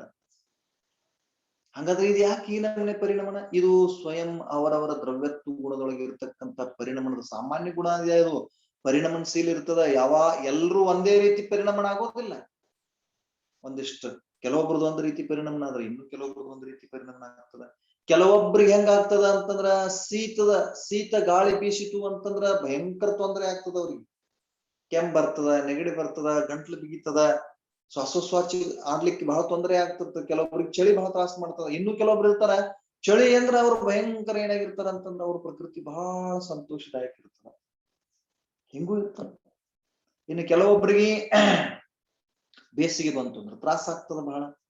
ಕೆಲವೊಬ್ಬರಿಗೆ ಬೇಸಿಗೆ ಒಳಗೆ ಭಯಂಕರ ತಂದರುಸ್ತಿರ್ತಾರ. ಇದೆಲ್ಲ ಯಾವುದ್ರಿಂದ? ಇದೆಲ್ಲ ಸ್ವಯಂ ಆಯಾಯ ದ್ರವ್ಯದೊಳಗ ಇರ್ತಕ್ಕಂಥ ಪರಿಣಮನಶೀಲ ಆಗ್ತಕ್ಕಂಥ ಯಾವ ಒಂದು ದ್ರವ್ಯತ್ವ ಗುಣ ಇದೆ, ಅದಕ್ಕನುಸಾರವಾಗಿ ಇವೆಲ್ಲ ಬದಲಾವಣೆಗಳು ತನ್ನಿಂತಾನೆ ಅದರ ಆಶ್ರಯದೊಳಗೆ ಇದ್ಕೊಂಡು ಆಗ್ತಿರ್ತಾವ. ಇದ್ರೊಳಗೆ ಸ್ವಯಂ ತಮ್ಮ ಒಂದು ದ್ರವ್ಯದ ಯೋಗ್ಯತೆಯಿಂದ ಏನು ಬದಲಾವಣೆ ಆಗ್ತಿರ್ತದಲ್ಲ, ಅದೆಲ್ಲ ದ್ರವ್ಯತ್ವ ಗುಣದ ಕಾರಣದಿಂದ ಏನಾಗ್ತಿರ್ತದಂದ್ರೆ ಪರಿವರ್ತನೆ ಆಗ್ತಿರ್ತದ. ಅವಸ್ಥಾ ವಿಶೇಷಗಳು ಏನಾಗ್ತಿರ್ತಾವ ಅಂದ್ರೆ ಬದಲಾಗ್ತಿರ್ತಾವ. ಇದು ಬಹಳ ಸುಂದರವಾಗಿರ್ತಕ್ಕಂಥ ಗುಣ ಇದೆ. ಇದು ಗುಣ ಅದ ಅಂತ ತಿಳ್ಕೊಂಡು ಯಾವ ದ್ರವ್ಯ ಕೂಟಸ್ಥ ಆಗುದಿಲ್ಲ. ಕೂಟಸ್ಥ ಅಂದ್ರೆ ಒಂದೇ ರೀತಿಯಾಗಿದ್ದು ಬಿಡುದು. ಹಿಂಗ ಯಾವುದೂ ಇಲ್ಲ ಜಗತ್ತಿನೊಳಗೆ. ಯಾವುದು ಕೂಟಸ್ಥಿಲ್ಲ. ಎಲ್ಲಾ ದ್ರವ್ಯಗಳು ಹೆಂಗಿದಾವ ಅಂದ್ರೆ ಪರಿಣಾಮಶೀಲ ಅದಾವ. ಯಾದ್ರಿಂದ? ದ್ರವ್ಯತ್ವ ಗುಣದ ಕಾರಣದಿಂದ. ಅದಕ್ಕ ವಸ್ತುವಿಗೆ ದ್ರವ್ಯತ್ವ ಅಂತ ತಿಳ್ಕೊಂಡು ಕರೆದು, ದ್ರವ್ಯ ಅಂತ ತಿಳ್ಕೊಂಡು ಕರೆದು, ದ್ರವ್ಯತ್ವ ಗುಣದ ಕಾರಣದಿಂದ ಅದು ದ್ರವ್ಯದ. ಈ ದ್ರವ್ಯತ್ವ ಗುಣ ಏನ್ ಮಾಡ್ತದಂತಂದ್ರ ಪ್ರತಿಯೊಂದು ಪದಾರ್ಥವನ್ನ ಏನ್ ಮಾಡ್ತಂದ್ರ ಪರಿಣಮನ ಮಾಡಿಸ್ತದ. ಪ್ರತಿಯೊಂದು ಪದಾರ್ಥ ಏನಾಗ್ತದಪ್ಪ ಅಂತಂದ್ರ ಪರಿಣಮನಶೀಲದ ಜಗತ್ತಿನೊಳಗ. ಅದು ಪರಿವರ್ತನೆ ಆಗ್ತಾನೆ ಇರ್ತದ. ಪರಿವರ್ತನೆ ಆಗೇ ಆಗ್ತದೆ. ಯಾರು ಪರಿವರ್ತನೆ ಮಾಡ್ಬೇಕಾಗಿಲ್ಲ. ನೋಡಿ, ಜಗತ್ತಿಗೆ ಮತ್ತು ನಮಗೆ ಏನದಂದ್ರೆ ಬಹಳ ವ್ಯತ್ಯಾಸ ಅದ. ಜಗತ್ತಿನೊಳಗ ಯಾರೋ ಒಬ್ಬ ಕುಂತ ಏನ್ ಮಾಡ್ತಾ ಇದ್ದಾನಂದ್ರೆ ಎಲ್ಲಾ ಪರಿಣಾಮ ಮಾಡ್ತಾ ಇದ್ದಾನ. ಎಲ್ಲಾ ಪರಿವರ್ತನೆ ಅವನೇ ಕಾರಣ ಅಂತ ತಿಳ್ಕೊಂಡು ಜಗತ್ ಹೇಳ್ತದ. ಆದ್ರೆ ನಮದ್ ಹಂಗಿಲ್ಲ. ಜೈನ ದರ್ಶನ ಬಹಳ ಅದ್ಭುತದ, ಸ್ವತಂತ್ರದ, ಸ್ವಾಧೀನದ ಮತ್ತು ಸ್ವಾವಲಂಬನಕ್ಕೆ ಹೆಚ್ಚು ಮಹತ್ವದ ನಮ್ಮ ಜೈನ ಶಾಸ್ತ್ರ. ಪ್ರತಿಯೊಂದು ದ್ರವ್ಯ ಹೆಂಗದ ಅಂದ್ರೆ ಸ್ವಾವಲಂಬಿ ಅದ. ಪ್ರತಿಯೊಂದು ದ್ರವ್ಯ ಸ್ವಾವಲಂಬನ ರೂಪದ ಪರಿಣಾಮ ಮಾಡ್ತೀವಿ. ಅದಕ್ಕ ದ್ರವ್ಯತ್ವ ಗುಣದ ಕಾರಣದಿಂದ ನಾವೇನ್ ಮಾಡ್ತೀವಿ ಅಂತಂದ್ರ ಈ ಒಂದು ಸಮಸ್ತ ಪದಾರ್ಥಗಳು ಏನದಾವಪ್ಪ ಅಂತಂದ್ರ ದ್ರವ್ಯತ್ವ ಗುಣದ ಕಾರಣದಿಂದ ಅವು ಪರಿಣಮನಶೀಲ ಅದಾವ, ಪರಿವರ್ತನೆ ಆಗ್ತಿರ್ತಾವ. ಈ ಪರಿವರ್ತನೆ ಆಗುವಂತಹ ಗುಣ ದ್ರವ್ಯತ್ವ ಗುಣ ಇದೆ. ಈ ದ್ರವ್ಯತ್ವ ಗುಣದ ಕಾರಣದಿಂದ ಪ್ರತಿಯೊಂದು ಪದಾರ್ಥ ಏನಂದ್ರೆ ಪರಿವರ್ತನೆ ಆಗತಕ್ಕಂಥದ್ದಿದೆ. ಒಂದು ವೇಳೆ ಈ ರೀತಿಯಾಗಿರ್ತಕ್ಕಂತಹ ಒಂದು ದ್ರವ್ಯತ್ವ ಗುಣವನ್ನ ನಾವು ತಿಳಿದೀವಿ ಅಂದ್ರೆ ಈ ದ್ರವ್ಯತ್ವ ಗುಣದ ಕಾರಣದಿಂದ ನಮಗೇನ್ ಲಾಭ ಅದ? ಬಹಳ ನಮಗೇನಿದೆ ಅಂತಂದ್ರೆ ಲಾಭ ಇದೆ. ಬಹಳ ಅದ್ಭುತ ಲಾಭಗಳಿದ್ದಾವೆ ಜಗತ್ತಿನ ಈ ದ್ರವ್ಯತ್ವ ಗುಣವನ್ನು ತಿಳಿಯೋದ್ರಿಂದ. ಏನೇನದ ದ್ರವ್ಯತ್ವ ಗುಣವನ್ನು ತಿಳಿಯೋದ್ರಿಂದ ನಮಗೆ ಏನಾಗ್ತದ ಅಂತಂದ್ರ ಏನ್ ತಿಳಿದು ಬರ್ತದಪ್ಪ, ಯಾವುದನ್ನು ನಾವು ತಿಳ್ಕೊಳ್ಬಹುದು ಅಂತಂದ್ರ ದ್ರವ್ಯ ಸರ್ವಥಾ ಏನಲ್ಲ ಅಂತಂದ್ರ ನಿತ್ಯ ಅಂದ್ರೆ ಸರ್ವಥಾ ಕೂಟಸ್ಥ ಇದೆ ಅನ್ನುವಂತ ಯಾವ ಮಾನ್ಯತೆ ಕೆಲವೊಬ್ಬರೊಳಗದ ಅದರದ್ದು ಏನಾಗ್ತದ್ರ ನಿರಾಕರಣೆ ಆಗ್ತದೆ. ವಸ್ತು ಸ್ವರೂಪ ಯಥಾರ್ಥವಾಗಿ ನಮಗೆ ಏನಾಗ್ತದ ತಿಳಿದು ಬರ್ತದ. ವಸ್ತು ಸ್ವರೂಪದೊಳಗ ಪ್ರತಿಯೊಂದು ದ್ರವ್ಯದ ಸ್ವತಂತ್ರ ಪರಿಣಾಮನ ಶಕ್ತಿ ಆಯಾಯ ದ್ರವ್ಯದೊಳಗೆ ಇರ್ತದ ಅನ್ನುವಂಥದ್ರ ಜ್ಞಾನ ಆಗ್ತದ.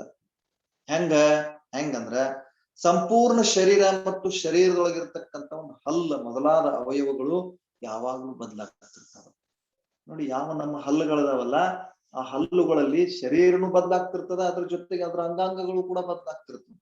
ಹಲ್ಲುಗಳಿದಾವಲ್ಲ ಮೊದಲು ಹೆಂಗಿರ್ತಾವಂದ್ರ ಬಹಳ ಗಟ್ಟಿ ಇರ್ತಾವ. ಏನ್ ಫಸ್ಟ್ ಬರ್ತದಲ್ಲ ಅವಾಗ ಹಲ್ಲುಗಳು ಬಹಳ ಗಟ್ಟಿ ಇರ್ತಾವ. ಆಮೇಲೆ ಯಾವಾಗ ನಾವ್ ಅದನ್ನ ಎಂತೆಂತ ಆಹಾರ ತಿಂತ ಹೋಗ್ತಿವಿ ಹಂಗಂಗ ಅವು ಹಲ್ಲುಗಳಲ್ಲಿ ಒಮ್ಮೆ ಹುಳುಕಾಗ್ತದ, ಒಮ್ಮೆ ಮಲಗಾಡ್ ಬಿದ್ದು ಹೋಗ್ತದ, ಒಮ್ಮೆ ಮುರಿದು ಹೋಗ್ತದ, ಒಮ್ಮೆ ಭಯಂಕರ ನೋವು ಇರ್ತದ. ಎಷ್ಟೆಲ್ಲಾ ರೀತಿಯಿಂದ ಪರಿಣಾಮ ಆಗ್ತಿರ್ತದ ನೋಡ ಬರೀ ಒಂದು ಹಲ್ಲಿನೊಳಗೆ.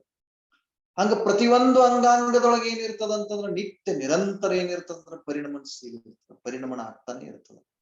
ಹಂಗಾದ್ರೆ ಯಾವ್ದ್ರಿಂದ ಇದು ಪರಿಣಾಮನ? ಇದು ಪರಿಣಾಮನ ಯಾವಾಗಲೂ ದ್ರವ್ಯತ್ವ ಗುಣದ ಕಾರಣದಿಂದ ಆಗ್ತಿರ್ತದ.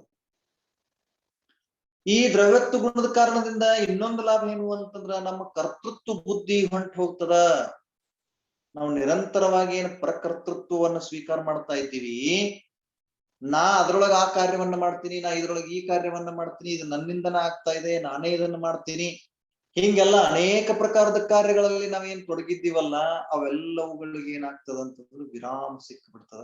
ಕರ್ತೃತ್ವವನ್ನ ನಾವೇನ್ ಬೆಳೆಸ್ಕೊಂಡಿದ್ದೀವಿ ಆ ಕರ್ತೃತ್ವ ಭಾವ ಏನಾಗ್ತದ ಅಂತಂದ್ರೆ ನಮ್ಗೆ ಹೊಂಟು ಹೋಗ್ತದ. ಕರ್ತೃತ್ವ ಬುದ್ಧಿ ನಾಶ ಆಗಿ ಹೋಗ್ತದ. ಕರ್ತೃತ್ವ ಬುದ್ಧಿ ಒಂದು ಹೋಯ್ತು ಅಂತಂದ್ರ ಇವನಲ್ಲಿ ಶಾಂತಿ ತನ್ನಿಂದ ತಾನೇ ಏನಾಗ್ತಂದ್ರ ಬರ್ತದ. ಸ್ವಭಾವದೊಳಗೆ ಸ್ವಾಭಾವಿಕವಾಗಿ ನಾವು ಶಾಂತಾಗಿ ಉಳ್ಕೊಳ್ತಾನ. ದುಃಖಿ ಯಾಕದಾನಂತಂದ್ರ ಪರಕರ್ತೃತ್ವದ ಕಾರಣದಿಂದ ನೀವು ನಿರಂತರ ದುಃಖಿ ಇದ್ದಾನ. ಅದಕ್ಕ ಇಲ್ಲಿ ನಾವ್ ಏನ್ ಮಾಡ್ಬೇಕು ಅಂತಂದ್ರ ಈ ಕರ್ತೃತ್ವದ ಕಾರಣದಿಂದ ನಾವೇನ್ ದುಃಖಿ ಇದೀವಿ ಆ ದುಃಖವನ್ನ ದೂರ ಮಾಡ್ಕೊಳ್ಳಿಕ್ಕೆ ಏನದಪ್ಪ ಅಂತಂದ್ರ ದ್ರವ್ಯತ್ವ ಗುಣವನ್ನು ತಿಳ್ಕೊಳ್ಳೇಬೇಕಾಗ್ತದೆ. ಕರ್ತೃತ್ವದ ಬೋಜ ಭಾರ ನಮ್ಮ ಮೇಲೆ ಏನಾಗ್ಯದ ಅಂತಂದ್ರ ಬಿದ್ದು ನಾವು ಅತ್ಯಂತ ಏನಾಗಿದೀವಿ ಅಂದ್ರ ದುರ್ಬಲರಾಗಿ ಹೋಗಿದ್ದೀವಿ. ಅದಕ್ಕೆ ಈ ಕರ್ತೃತ್ವ ಬುದ್ಧಿಯನ್ನ ನಾವ್ ಏನ್ ಮಾಡ್ಕೊಳ್ಬೇಕು ಅಂತಂದ್ರ ಬಿಟ್ಟು ಕೊಡ್ಬೇಕಾಗ್ತದ. ಅದಕ್ಕ ಪರದ್ರವ್ಯದ ಕರ್ತೃತ್ವ ಬುದ್ಧಿ ನಮ್ಮಿಂದ ಏನಾಗ್ತದ ನಾಶ ಇರ್ತದ. ಇನ್ನ ಮತ್ತೊಂದ್ ಏನಾಗ್ತದಪ್ಪ ಅಂದ್ರ ಪರಾಶ್ರಿತ ಬುದ್ಧಿನೂ ಕೂಡ ಏನಾಗ್ತದ ಹೊಂಟು ಹೋಗ್ತದ. ಪರಾಶ್ರಿತ ನಾವು ಇನ್ನೊಬ್ಬರ ಆದಿಂದೊಳಗನ ಇರ್ಬೇಕು. ಬರೀ ಅದರಿಂದ ನಾ ತಿಳ್ಕೊಬೇಕು, ಅವರಿಂದನ ನಾ ಕಲ್ಕೊಳ್ಬೇಕು, ಇವರಿಂದನ ನಾ ಕಲ್ಕೊಳ್ಬೇಕು. ಹಿಂಗ ಪರಾಶ್ರಯದೊಳಗೆ ಇರ್ತಕ್ಕಂಥ ಯಾವ ಬುದ್ಧಿ ಅದ ಅದು ಹೊಂಟು ಹೋಗ್ತದ. ಕಾರಣ ಏನು ಅಂದ್ರೆ ಪ್ರತಿಯೊಂದು ದ್ರವ್ಯ ಪರಿಣಮನಶೀಲದ, ಪ್ರತಿಯೊಂದು ದ್ರವ್ಯ ಪರಿಣಮನ ಆಗ್ತಿರ್ತದ ದ್ರವ್ಯತ್ವ ಗುಣದ ಕಾರಣದಿಂದ.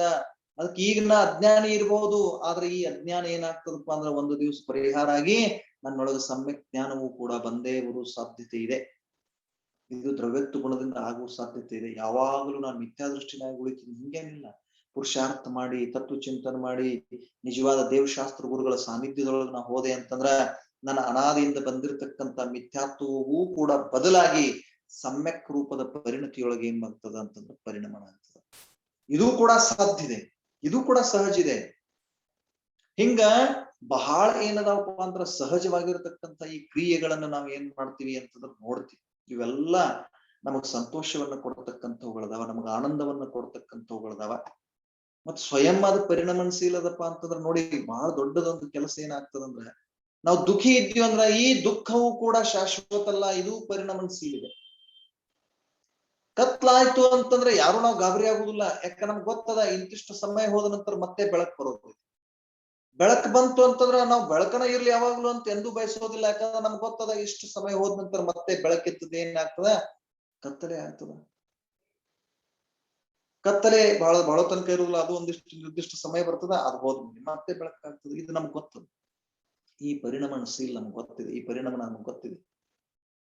ಆ ಕಾರಣದಿಂದ ಈ ಪ್ರಕಾರದ ಪರಿಣಾಮಶೀಲತೆಯನ್ನ ನಾವು ಯಾವಾಗ ಧಾರಣ ಮಾಡ್ತೀವಲ್ಲ, ಯಾವಾಗ ನಾವು ಅದನ್ನ ಸ್ವೀಕರಿಸ್ತೀವಲ್ಲ, ಆ ಸಮಯದೊಳಗೆ ನಮ್ಗೆ ಏನಾಗ್ತದಪ್ಪ ಅಂದ್ರೆ ಪ್ರತಿಯೊಂದು ದ್ರವ್ಯದ ಪರಿಣಾಮಶೀಲತೆಯನ್ನ ನಾವು ನೋಡಿದಾಗ ಎಲ್ಲವೂ ಕೂಡ ಪರಿವರ್ತನೆ ಆಗ್ತಕ್ಕಂಥದ್ದ. ಯಾವುದು ಶಾಶ್ವತವಲ್ಲ. ಸ್ವಭಾವ ಶಾಶ್ವತದ, ಆದ್ರ ಸ್ವಭಾವದ ಹೊರಗಡೆ ಇರ್ತಕ್ಕಂಥ ಯಾವ ಪರ್ಯಾಯದ ಪರಿಣಾಮಗಳಿದಾವಲ್ಲ, ಆ ಪರ್ಯಾಯ ನಿತ್ಯವೂ ಕೂಡ ಏನಿದಾವ ಅಂದ್ರೆ ಪರಿಣಾಮಶೀಲದವ. ಆ ಪರ್ಯಾಯಗಳು ಎಂದೂ ಒಂದೇ ರೀತಿ ಇರೋದಿಲ್ಲ. ಒಂದ ಪರ್ಯಾಯ ಇರೋದಿಲ್ಲ. ಒಂದು ಪರ್ಯಾಯ ಒಂದು ಸಮಯಕ್ಕಷ್ಟೇ. ಅದು ಒಂದು ಪರ್ಯಾಯ ಬಂತು, ಉದಯ ಆಯ್ತು, ಮತ್ತೆ ಏನಾಗ್ತದ ವ್ಯಯ ಆಗ್ತದ. ಅದರೊಳಗೆ ಜೀವ ದ್ರವ್ಯ ಸ್ವತಂತ್ರ ಮತ್ತು ಶಾಶ್ವತವಾಗಿ ಹೆಂಗಿದ್ದಂಗ ಧ್ರುವ ರೂಪದಿಂದ ಏನಾಗ್ತಾನಂದ್ರ ಉಳ್ಕೊಳ್ತಾನ. ಹಿಂಗೇನದ ಅಂತಂದ್ರ ಜೀವ ಈ ಒಂದು ದ್ರವ್ಯತ್ವ ಗುಣದಿಂದ ಏನಾಗ್ತಾನಂತಂದ್ರ ಲಾಭಾನ್ವಿತ ಆಗ್ತಾನ. ಆಮೇಲೆ ನನ್ನ ಒಂದು ಪರಿಣಾಮದ ಕರ್ತಾನ ಸ್ವಯಂ ಇದ್ದೇನೆ. ನಂದೇನ ಪರಿಣಾಮ ಆಗ್ತಾ ಇದೆ, ಆ ಪರಿಣಾಮವನ್ನ ಬೇರೆ ಯಾರು ಮಾಡಿಸ್ತಾ ಇಲ್ಲ. ನನ್ನ ಪರಿಣಾಮ ನನ್ನಿಂದನ ಆಗ್ತಾ ಇದೆ ಅನ್ನುವಂತ ಜ್ಞಾನ ಬಂದು ನಾನು ಸ್ವಸಮ್ಮುಖತೆಗೆ ನಮ್ಗೆ ಏನಾಗ್ತಂದ್ರ ಅವಕಾಶ ಸಿಗ್ತದ. ಅಷ್ಟೇ ಅಲ್ಲ, ವಸ್ತುವಿನ ಸ್ವಭಾವ ಪರಿಣಾಮಶೀಲಿದೆ ಅಂತೇಳಿ ತಿಳಿದು ಬರೋದ್ರಿಂದ ಯಾವುದೇ ಪರಿವರ್ತನೆಯನ್ನು ಕಂಡ ನಾವು ಭಯಭೀತರಾಗುವುದಿಲ್ಲ. ಏನೋ ಒಂದಿಷ್ಟು ವಿಪರೀತ ಪ್ರವರ್ತನೆಯನ್ನ ನೋಡಿ ಅಷ್ಟು ಗಾಬರಿ ಆಗಿರ್ತೀವಿ, ಹಿಂಗಾದ್ರೆ ಹೆಂಗ ಅಂತ ತಿಳ್ಕೊಂಡ. ಅವಾಗ ನಮ್ಗೆ ಗೊತ್ತಾಗ್ತದ ಇದು ಪರಿಣಾಮಶೀಲದ, ಇದು ಪರ್ಯಾಯದೊಳಗೆ ಹಿಂಗ ಆಗೋದದ, ಹಿಂಗಾಗ್ಯದ. ಇದು ಹೋಗ್ತದ, ಇನ್ನೊಂದು ಸಮಯ, ಇನ್ನು ಕೆಲವೇ ಸಮಯದೊಳಗೆ ಇದು ಹೊರಟು ಹೋಗ್ತದ, ಮತ್ತೊಂದು ರೀತಿಯಿಂದ ಪರಿವರ್ತನೆ ಆಗ್ತದ. ಯಾಕೆ ಗಾಬರಿ ಆಗ್ಬೇಕು? ಲೋಕದೊಳಗೆ ಯಾರ್ದು ಏನಾಗಂಗಿಲ್ಲ ಅಂದ್ರೆ ನಾಶ ಆಗಂಗಿಲ್ಲ, ಎಲ್ಲರೂ ಪರಿಣಾಮಶೀಲದರ. ಜೀವ ಯಾವಾಗಲೂ ಇರೋದನ್ನ ಪರ್ಯಾಯದೊಳಗೆ ಪರಿಣಾಮಶೀಲದ ಅಂದೊಳಗೆ ಯಾಕೆ ಹೆದರ್ಬೇಕು ಅನ್ನುವಂತ ಧೈರ್ಯ ಏನಾಗ್ತದ ಅಂತಂದ್ರ ಜೀವದೊಳಗೆ ಬರ್ತದೆ. ಯಾವುದೇ ವಸ್ತುವಿನ ಸ್ಥಿತಿ ಯಾವತ್ತೂ ಒಂದೇ ರೀತಿ ಇರೋದಿಲ್ಲ. ನಾವು ಬರೀ ಒಂದು ಅವಸ್ಥೆಯನ್ನ ನೋಡ್ಕೊಂಡು ಒಬ್ಬ ವ್ಯಕ್ತಿಯನ್ನ ಏನ್ ಮಾಡ್ತಿರ್ತೀವಿ ಅಂದ್ರೆ ಮಾತಾಡ್ತಿರ್ತೀವಿ. ಒಬ್ಬ ವ್ಯಕ್ತಿಯ ಬಗ್ಗೆ ಒಂದು ವಿಚಾರ ಹೇಳ್ಬೇಕಾಯ್ತು ಅಂದ್ರೆ ಒಂದು ಸಣ್ಣ ಗುಣ ನೋಡಿರ್ತೀವಿ, ಒಂದ್ ಯಾವ್ದಾರ ಕಾರ್ಯ ನೋಡಿರ್ತೀವಿ, ಆ ಕಾರ್ಯದ ಆಧಾರ ಮೇಲೆ ಆ ವ್ಯಕ್ತಿಯನ್ನ ನಾವ್ ಏನ್ ಮಾಡ್ಬಿಡ್ತೀವಿ ಅಂತಂದ್ರೆ ಗುರುತಿಸಿ ಹಿಂಗಿದ್ದಾನ ಅಂತ ತಿಳ್ಕೊಂಡು ಹೇಳ್ತಿರ್ತೀವಿ. ಆದ್ರೆ ಹಂಗಿಲ್ಲ ವಸ್ತುಸ್ಥಿತಿ. ತಿಳಿತಾ? ಈಗೇನ ಸ್ಥಿತಿ ಇದೆ, ಇದ ಸ್ಥಿತಿ ಏನಿರುವುದು ಅಂದ್ರೆ ಯಾವಾಗ್ಲೂ ಇರೋ ಸಾಧ್ಯತೆ ಇಲ್ಲ. ಎಷ್ಟು ಉದಾಹರಣೆಗಳನ್ನು ನೋಡ್ತೀವಿ ನಾವು. ಅವ್ರಿಗೆ ಅವಶ್ಯಕತೆ ಇದ್ದಂತ ಸಮಯದೊಳಗೆ ಅವ್ರು ಏನ್ ಮಾಡ್ತಾರಪ್ಪ ಅಂದ್ರೆ ಯಾವುದೇ ವಸ್ತುವನ್ನು ನಮ್ ಕಡೆ ತಗೊಂಡ್ ಹೋಗಿರ್ತಾರ. ಬಹಳ ದಿವಸ ತನಕ ಕೊಡೋದಿಲ್ಲ. ಆಮೇಲೆ ನಾವು ಹೋಗಿ ಕೇಳ್ತೀವಿ ಕೊಡಪ್ಪ ಅಂತ ಹೇಳಿ. ಅವಾಗ ಅವ್ನು ಹೇಳ್ತಾನ ನಾ ತಗೊಂಡೇ ಇಲ್ಲ ಅಂತ ಹೇಳ್ತಾನೆ. ಏನ್ ಮಾಡವ್ರ? ತಗೊಳ್ಳುವಂತ ಸಮಯದೊಳಗೆ ಇರ್ತಕ್ಕಂಥವ ಬ್ಯಾರೆ, ಮತ್ತ ಸ್ವಲ್ಪ ದಿನಗಳು ಹೋದ ನಂತರ ಯಾರು ತಗೊಂಡಿರ್ತಾರಲ್ಲ ಅವ ಬ್ಯಾರೆ. ಬ್ಯಾರೆ ಅಂದ್ರ ಪರಿಣಾಮ ಆಗಿರ್ತದ. ಎಷ್ಟು ಸಮಯ ಹೋಯ್ತು ನೋಡ್ರಿ. ಒಂದು ತಿಂಗಳ ಸಮಯ ಹೋಯ್ತು ಅಂದ್ರೆ ಒಂದು ತಿಂಗಳ ಹಿಂದ ಅವ ಹೆಂಗಿದ್ದಲ್ಲ ಹಂಗ ಈಗ ಇರುದಿಲ್ಲ. ಈಗ ಮತ್ತು ಅವನೊಳಗೆ ಏನಾಗಿರ್ತಂದ್ರ ಪರಿಣಾಮ ಆಗಿರ್ತದ. ಬಹಳ ವಿಚಿತ್ರದ, ಯಾರನ್ನೂ ನಂಬೋಂಗಿಲ್ಲ ವಿಶ್ವದೊಳಗ.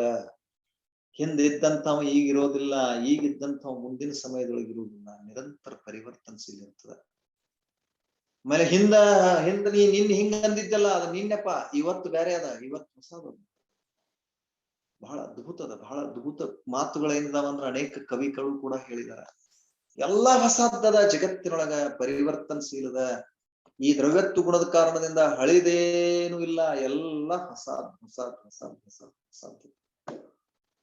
ಅದಕ್ಕ ಶ್ರೀಧರ ಪಾಠಕ್ ಅಂತ ಹೇಳಿ ಒಬ್ಬ ಕವಿ ಎಷ್ಟ್ ಚಂದ ಹೇಳ್ತಾರೆ ಹಿಂದಿಯೊಳಗ ಅಂತಂದ್ರ, ನವಗತಿ ನವಲಯ ತಾಲ ಚಂದ ನವ ನವಲ ಕಂಠ ನವ ಜಲದ ಮಂದ್ರರವ ನವ ನಭಕೆ ನವ ವಿಹಗ ವೃಂದಕೋ ನವಪರ ನವ ಸ್ವರದೆ ವರದೆ ವೀಣಾ ವಾದಿನಿ ವರದೆ. ಬಹಳ ಅದ್ಭುತ ಪದ್ಯದ ಇದು. ಈ ಪದ್ಯದೊಳಗೆ ಏನ್ ಹೇಳ್ತಾರ ಅಂತಂದ್ರ, ನವಗತಿ ನವಲಯ ತಾಲ ಚಂದ ನವ, ಎಲ್ಲ ಹೊಸದ್. ನವಗತಿ ನವಲಯ ತಾಲ ಚಂದ ನವ, ಎಲ್ಲ ಹೊಸದ್ದದ. ಗತಿ ಹೊಸದ್ದದ, ಲಯ ಹೊಸದ್ದದ, ತಾಲ ಹೊಸದ್ದದ, ಚಂದ ಗೀತೆ ಹೊಸದ್ದದ. ನವಗತಿ ನವಲಯ ತಾಲ ಚಂದ ನವ ನವಲ ಕಂಠ ಹೊಸದ್ದದ. ನಿನ್ನಿದ್ದಂತ ಕಂಠ ಇಂದಿಲ್ಲ, ಇಂದು ಮತ್ ಹೊಸದ್ದದ. ನವಲ ಕಂಠ ನವ ಜಲದ ಮಂದ್ರರವ, ನಮ್ಮ ಮಧುರವಾಗಿರತಕ್ಕಂಥ ಧ್ವನಿ ಅದು ಹೊಸದ್ದದ. ನವ ನಭಕೆ ನವ ವಿಹಗ ವೃಂದಕೋ, ನವ ನಭ ಆಕಾಶ ಹೊಸದ್ದದ.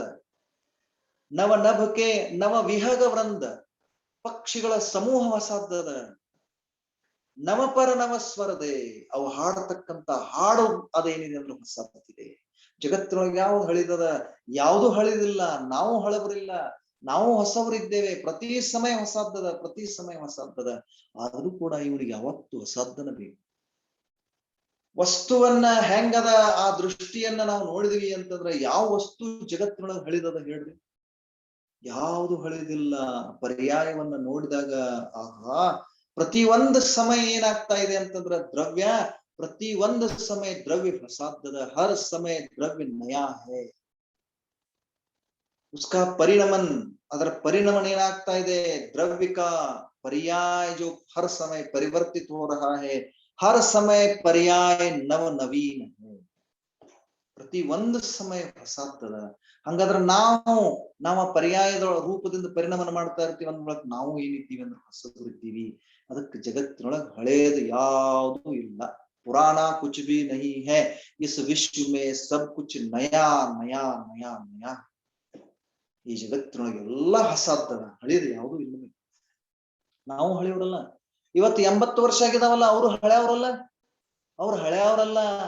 ನಿನ್ನಿದ್ದಂತ ಅವಸ್ಥೆ ಇವತ್ತಿಲ್ಲ. ಒಂದು ಸಮಯದ ಹಿಂದಿದ್ದಂತ ಅವಸ್ಥೆ ಮುಂದಿನ ಸಮಯದೊಳಗೆ ಇರೋದಿಲ್ಲ ಅವ್ರ ಅವಸ್ಥೆ. ಆ ಅವಸ್ಥಾ ವಿಶೇಷದಿಂದ ನೋಡಿದೀವಿ ಅಂತಂದ್ರ ಅವ್ರು ನಿರಂತರ ನವನವೀನ್ ಇದ್ದಾರ. ಪ್ರತಿಯೊಂದು ದ್ರವ್ಯ ಹೊಸದ್ದದ. ನಮ್ಮ ದೃಷ್ಟಿ ಹೊಸದ್ದು ಬೇಕು. ನಮ್ಮ ದೃಷ್ಟಿಯೊಳಗದು ಬೇಕು. ಆ ವಸ್ತು ಸ್ವರೂಪದ ಪರಿಣಾಮ ಹೆಂಗಾಗ್ಲಿಕ್ಕತ್ತದ ದ್ರವ್ಯತ್ವ ಗುಣದ ಕಾರಣದಿಂದ ಅದನ್ನ ಗಮನಿಸ್ತಕ್ಕಂತ ದೃಷ್ಟಿಕೋನ ನಮ್ಮಲ್ಲಿ ಬಂತು ಅಂದ್ರ ಆಹಾ, ಪ್ರತಿ ಒಂದು ವಸ್ತು ಪದಾರ್ಥ ಇಡೀ ವಿಶ್ವ ಹೊಸ ಹೊಸ ಅಂತದ. ಹಳಿದು ಇಲ್ಲವೇ ಇಲ್ಲ. ದ್ರವ್ಯತ್ವ ಗುಣದಿಂದ ಇದು ಗೊತ್ತಾಗ್ತದೆ ನೋಡ್ರಿ. ಎಷ್ಟು ಉಪಕಾರಿಯಾದ ದ್ರವ್ಯತ್ವ ಗುಣ. ಆಚಾರ್ಯದ ಉಪಕಾರವನ್ನ ನಾವು ಯಾವುದರಿಂದ ತೀರಿಸೋದು? ಎಂತೆಂಥ ವಸ್ತು ಸ್ವರೂಪದ ಅತ್ಯಂತ ಪವಿತ್ರವಾಗಿರ್ತಕ್ಕಂಥ ಸ್ಥಿತಿಗತಿಗಳನ್ನ ನಮಗೆಲ್ಲ ಎಷ್ಟು ವಿವರವಾಗಿ ಸುಂದರವಾಗಿ ಏನ್ ಮಾಡಿದಾರೆ ಅಂತಂದ್ರೆ ತಿಳಿಸಿಕೊಟ್ಟಿದ್ದಾರೆ. ಅಂತ ಆಚಾರ್ಯದ ಉಪಕಾರವನ್ನ ನಾವು ಹೆಂಗ ನಿವಾರಣೆ ಮಾಡ್ಲಿಕ್ಕೆ, ಆ ಉಪಕಾರವನ್ನು ತೀರ್ಸ್ಲಿಕ್ಕೆ ಹೆಂಗ ಸಾಧ್ಯ? ಆ ಕಾರಣದಿಂದ ಇಲ್ಲಿ ನಾವು ನೋಡ್ತಕ್ಕಂತ ಯಾವ ಸಂಗತಿಗಳಿದ್ದಾವಲ್ಲ, ಇವುಗಳನ್ನೆಲ್ಲವನ್ನ ನಾವ್ ಏನ್ ಮಾಡ್ಕೊಳ್ಬೇಕು ಅಂತಂದ್ರೆ ಒಂದಿಷ್ಟು ಗಮನಿಸ್ಬೇಕು. ಇವೆಲ್ಲವೂ ಕೂಡ ಹೆಂಗದಾವ ಅಂತಂದ್ರ ನಮ್ಮ ಪರಿವರ್ತನೆ, ನಮ್ಮ ಜಗತ್ತಿನೊಳಗ ನಮಗೊಂದು ಬಹಳ ದೊಡ್ಡದಾಗಿರ್ತಕ್ಕಂತ ಬಲವನ್ನ ಕೊಡ್ತಕ್ಕಂಥವುಗಳದಾವ, ದೊಡ್ಡ ಶಕ್ತಿಯನ್ನ ಕೊಡ್ತಕ್ಕಂಥವುಗಳದಾವ.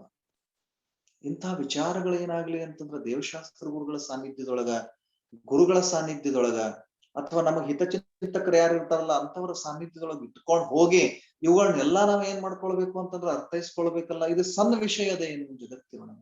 ದ್ರವ್ಯತ್ವ ಗುಣ ಒಂದು ತಿಳಿದ್ರೆ ಸಾಕು, ನಮ್ಮ ಎಲ್ಲಾ ಕಷ್ಟಗಳು ಏನಾಗ್ತಾವ ಅಂದ್ರೆ ಪರಿಹಾರ ಆಗಿ ಹೋಗ್ತಾವ. ಎಲ್ಲವೂ ಪರಿಣಾಮಶೀಲದ. ಈಗ ಏನ್ ನನಗ್ ಕಷ್ಟ ಬಂದದ, ಇದು ಕರ್ಮದ ಉದಯದ ಕಾರಣದಿಂದ ಬಂದದ. ಇದು ಯಾವಾಗ್ಲೂ ಒಂದೇ ರೀತಿ ಇರೋದಿಲ್ಲ. ಕೆಲವೊಂದಿಷ್ಟು ಸಮಯ ಹೋದ ನಂತರ ಇದು ಮಂದಾಗೆ ಆಗ್ತದೆ. ಇದು ಪರಿಣಾಮ ಆಗೇ ಆಗ್ತದೆ. ಕರ್ಮದ ಪರಿಣಾಮನ ಕರ್ಮದೊಳಗಿರ್ತದ, ಜೀವದ ಪರಿಣಾಮನ ಜೀವದೊಳಗಿರ್ತದ. ಜೀವ ಕರ್ಮದೊಳಗೆ ಏನ್ ಮಾಡೋದಿಲ್ಲ, ಕರ್ಮ ಜೀವದೊಳಗೆ ಏನ್ ಮಾಡೋದಿಲ್ಲ. ಜೀವದ ಪರಿಣಾಮನ ಕಾರಣದ, ಕರ್ಮದ ಪರಿಣಾಮನ ಕರ್ಮ ಕಾರಣದ. ನನ್ನ ಕಾರಣದಿಂದ ಅದಿಲ್ಲ, ಅದರ ಕಾರಣದಿಂದ ನಾ ಇಲ್ಲ. ನನ್ನ ಪರಿಣಾಮನ ನನ್ನ ಅಧೀನದಿಂದಿದೆ. ಹಿಂಗ ಪ್ರತಿಯೊಂದು ಜಗತ್ತಿನೊಳಗಿರ್ತಕ್ಕಂಥ ವಸ್ತು ತಮ್ಮ ತಮ್ಮ ಅಧೀನದಿಂದ ಏನ್ ಮಾಡ್ಲಿಕ್ಕತ್ತಾವ ಅಂದ್ರೆ ಪರಿಣಾಮ ಮಾಡ್ಲಿಕ್ಕತ್ತಾವ ಅಂತಂದ ಬಳಿಕ ನಾವ್ ಯಾರನ್ನ ಪರಿವರ್ತನೆ ಮಾಡಿಸೋದು? ಜಗತ್ತನ್ನ ಪರಿವರ್ತನೆ ಮಾಡ್ಲಿಕ್ಕೆ ನಾವು ಹೊಂಟಿದೀವಿ. ನಾವು ಸ್ವಯಂ ವಸ್ತು ಸ್ವರೂಪವನ್ನ ತಿಳ್ಕೊಂಡು ನಮ್ಮಲ್ಲಿ ಏನ್ ಮಾಡ್ಕೊಳ್ಬೇಕಾಗ್ಯದ ಅಂದ್ರೆ ಪರಿಣಾಮನ ಆಗ್ಬೇಕಾಗ್ಯದ. ಅದನ್ನ ಬಿಟ್ಕೊಟ್ಟು ಪರದ ಜಗತ್ತಿನ ಪರಿಣಾಮದ ಒಂದು ಭಾರವನ್ನ ಹೊತ್ಕೊಂಡು ನಾವು ಜರಿತಾ ಇರ್ತೀವಿ. ನಮ್ಮ ಮೇಲೆ ಏನೂ ಭಾರ ಇಲ್ಲ, ಫ್ರೀ ಇರ್ತೀವಿ.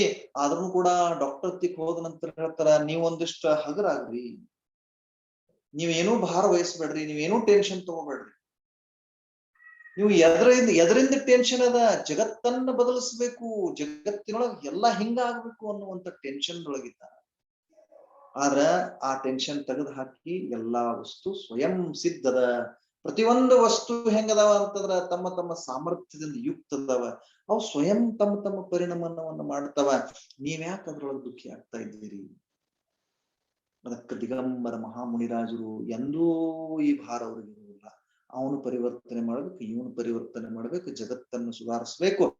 ಇಂಥ ಭಾವ ಮುನಿರಾಜರಿಗೆ ಇರೋದಿಲ್ಲ ಅಂತ ತಿಳ್ಕೊಂಡ ಎಷ್ಟು ನಿರಾಭಾರ ಇರ್ತಾರ, ದ್ರವ್ಯತ್ವ ಗುಣವನ್ನು ತಿಳ್ಕೊಂಡಿರ್ತಾರ. ಎಲ್ಲಾ ವಸ್ತುಗಳು ಸಮಯ ಬಂದಾಗ ತಮ್ಮ ಯೋಗ್ಯತೆಯಿಂದ ಪರಿಣಾಮ ಹಾಗೆ ಆಗ್ತಾವ ಅನ್ನೋದು ಗೊತ್ತಿರ್ತದ.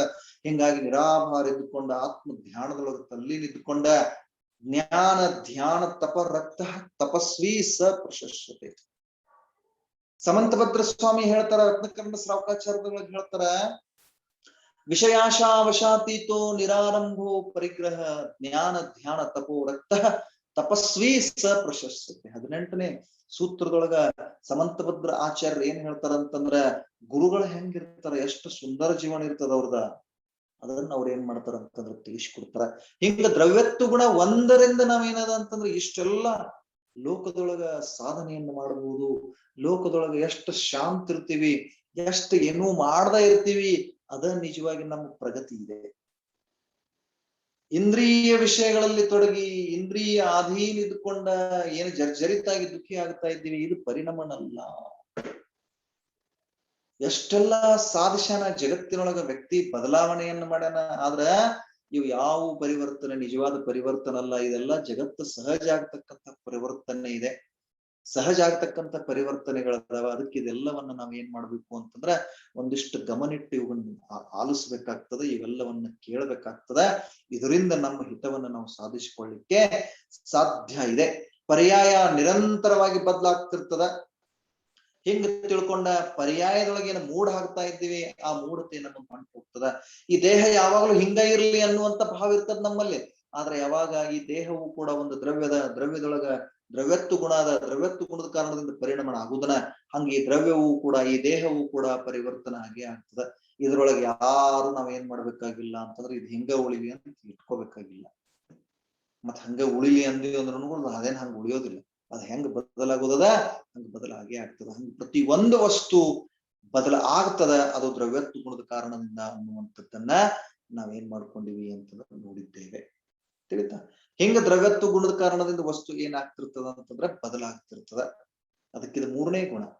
ಒಂದು ದ್ರವ್ಯ ಯಾವಾಗ್ಲೂ ಇರ್ತದ, ಇದು ಅಸ್ತಿತ್ವ ಗುಣ, ಎಂದೂ ನಾಶ ಆಗೋದಿಲ್ಲ, ಯಾವಾಗ್ಲೂ ಇರುವುದಲ್ಲ ಅದು ಅಸ್ತಿತ್ವ ಗುಣ.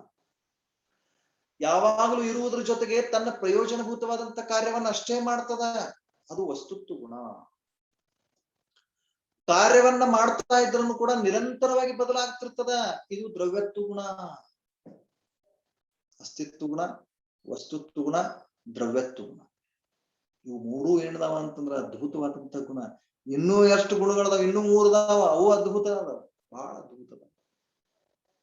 ತಿಳಿತಾ? ಈ ಪ್ರಕಾರ 3ನೇ ಒಂದು ಗುಣ ನೋಡ್ಕೊಂಡಿದ್ದೀವಿ ನಾವು, ದ್ರವ್ಯತ್ವ ಗುಣ.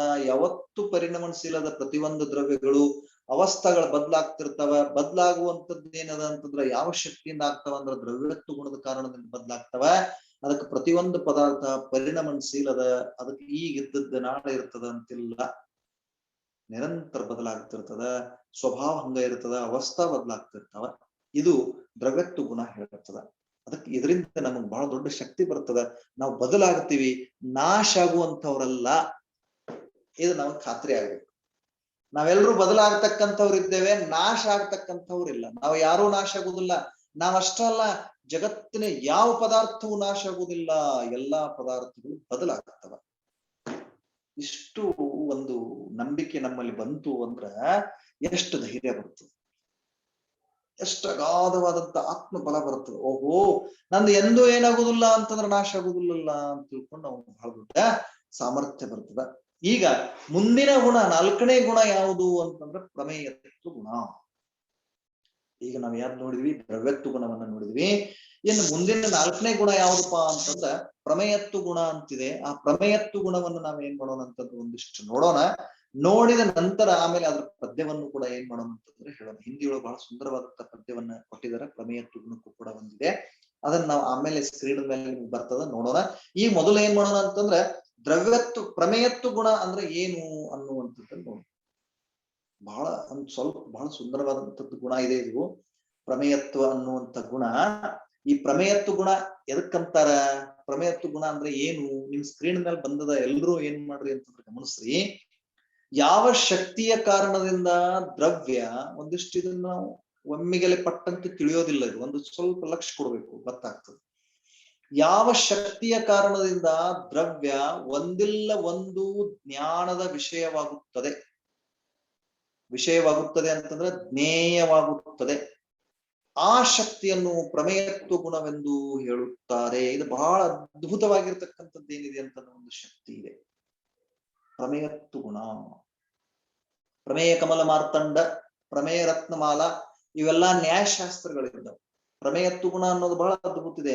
ಪ್ರವಚನ ಸಾರದೊಳಗ ಈ ಒಂದು ವಿಷಯ ಬಹಳ ಚಂದ ಏನಾಗ್ಯದ ಅಂತಂದ್ರೆ ಬಂದದ. ಜ್ಞಾನ ತತ್ವ ಪ್ರಜ್ಞಾಪನೆ ಮತ್ತು ಗೇಯ ತತ್ವ ಪ್ರಜ್ಞಾಪನದೊಳಗ ಈ ಪ್ರಮೇಯತ್ವ ಗುಣದಿಂದ ಏನದಪ್ಪ ಅಂತಂದ್ರೆ ನಾವು ಬಹಳ ವಿಷಯವನ್ನ ಅಲ್ಲಿ ತಿಳ್ಕೊಳ್ತೀವಿ. ತಿಳಿತಾ? ಏನಿದು ಪ್ರಮೇಯತ್ವ ಗುಣ ಎಷ್ಟು ಚೆನ್ನಾಗಿದೆ, ಒಂದ್ ಸ್ವಲ್ಪ ಗಮನಿಸ್ರಿ. ಸ್ವಲ್ಪ ಶಾಂತ ಚಿತ್ತದಿಂದ ಏಕಾಗ್ರತೆಯನ್ನು ಒಂದು ವಿಷಯ ಪಟ್ಟಂತ ತಿಳಿತು ಅಂದ್ರೆ ಅದು ಶಾಶ್ವತ ಆಗಿಬಿಡ್ತದೆ. ಇದು ಎಂದೂ ಮರೆಯುವುದಿಲ್ಲ. ಇದು ಗುಣ ಬಹಳ ಒಳ್ಳೆ ಗುಣ ಇದೆ, ಬಹಳ ಚಂದ ಗುಣ. ಪ್ರಮೇಯತ್ವ ಗುಣ ಹೆಸರು ಹಾಗೆ ಇದೆ. ಪ್ರಮೇಯತ್ವ ಗುಣ ಅಂದ್ರೆ ಏನು? ಯಾವ ಶಕ್ತಿಯ ಕಾರಣದಿಂದ ಪ್ರತಿಯೊಂದು ದ್ರವ್ಯ ಒಂದಿಲ್ಲ ಒಂದು ಜ್ಞಾನಕ್ಕೆ ಏನಾಗ್ತಂದ್ರೆ ವಿಷಯ ಆಗ್ತದ. ಆ ಗುಣ ಪ್ರತಿಯೊಂದು ದ್ರವ್ಯದೊಳಗದಾವ. ಈ ಸಾಮಾನ್ಯ ಗುಣ ಇದೆ. ಇದು ಆ ಶಕ್ತಿಗೆ ಅಂದ್ರೆ ಜ್ಞೇಯ ಆಗ್ತದ. ಜ್ಞಾನಕ್ಕೆ ಜ್ಞೇಯ ಆಗುವಂತ ಶಕ್ತಿ ಪ್ರತಿಯೊಂದು ಪದಾರ್ಥದೊಳಗದ.